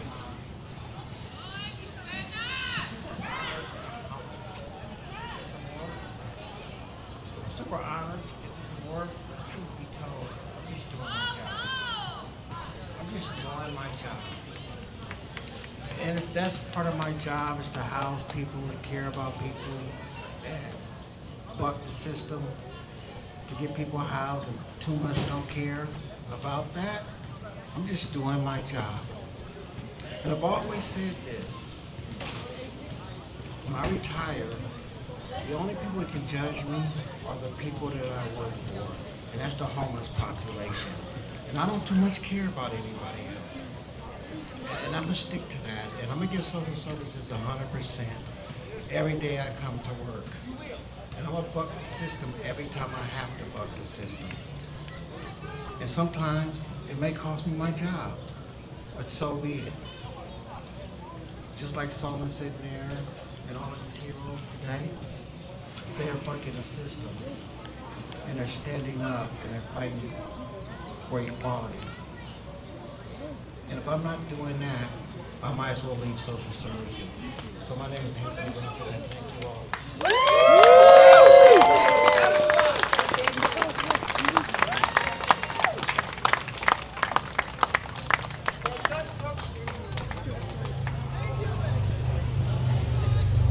Thank you, Anthony. Thank everybody that come, stand in the heat, and got a little rain. This is so important. Every year we try to make this happen. There's so many important people that work in Skid Row. It's very important that we show them how much we honor and appreciate them. So we want to thank you all the workers, all the speakers, for your time today. It means so much to us. And we hope that we continue to make this journey every year for everyone. And I have confidence that you will follow us and be right along with us. Thank you. Power one, that all becomes unity. So the beautiful thing is, as we find out every time we do this, which is every other year, by the way, is that, you know, brilliant, impassioned people keep making things happen in Skid Row. That's why it's the amazing place that it is. So we're confident that next year, in 2 years when we do this again, there are going to be other amazing people doing amazing work that are going to be celebrated just like these unbelievably amazing people today. So, by the way, we got a few thousand extra newspapers that cover everybody who's been honored and walked the talk since 2012. You know, which really, you know, it's the history of the heroes of Skid Row, right? There's over 100 people now that have been honored. Grab a copy, grab more, give them away. All of it eventually goes up to our dedicated website, which you have not only the transcript we made out of the long interview with Anthony and everyone else, but every single word that he said during that interview. And you can see the interview, you can read the transcript, you can see the performance. All that stuff's on the website. So come spend time with all these wonderful people up there. Okay. Come check out our exhibition, Skid Row prices again. So the exhibition, we're also doing a play, so make sure you support that as well. All right. Give it up for Skid Row history. I want to do something that is a little weird because, you know, Iron missed his own performance. Yeah, hello. So, but Iron, why don't you say something to everybody? Because, you know, just say. Who are you? Your remark is after the performance that you didn't see. I missed my own performance. I got to see all the other performances, and that's what love is. Love is sharing. Love is caring for each other, lifting each other. Let go of the blame and the shame and I'm better than you and the me reality, and just come together as one. There's power in our voices. There's power in becoming one. And when we unite, we'll no longer be the divided States of the nation. We will be the powerful United States of the nation, and we will bring love and humanity back. That's what each one of you do. I love each one of you. You are the wind beneath my ill wings that's always bringing me down. 8 cancer surgeries, a hernia right now, and 5 facial surgeries. But you guys lift me. You empower me, and that love has saved my life. I thrive. I'm not just alive. Thanks to each and every one of you. I love you. Yeah, baby. Okay, that's Iron. This is the final word, and I'm sure, Iron, you would have said that if you would have seen your performance. Okay. Have a beautiful day, everybody. Thank you for coming out, and just keep being in community. We'll see you soon. Bye. Everyone smile. Walk the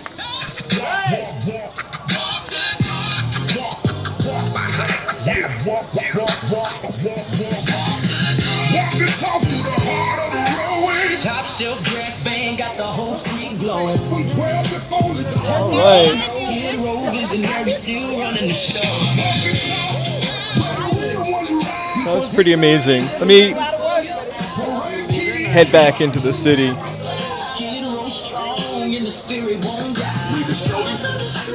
Skid Row advocates and activists representing. Walk the talk 2026. Walk the talk 2026. Saturday vibes. May 23rd in the sun. LA Poverty Department got the movement on the run. All right, thank you guys so much for joining the stream today.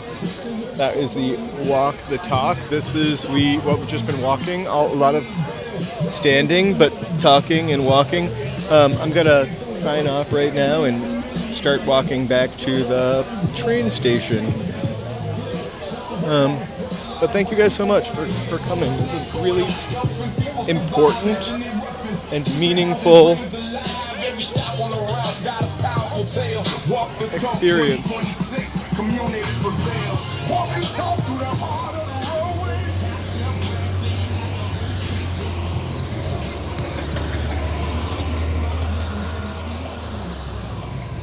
Okay, I gotta go that way.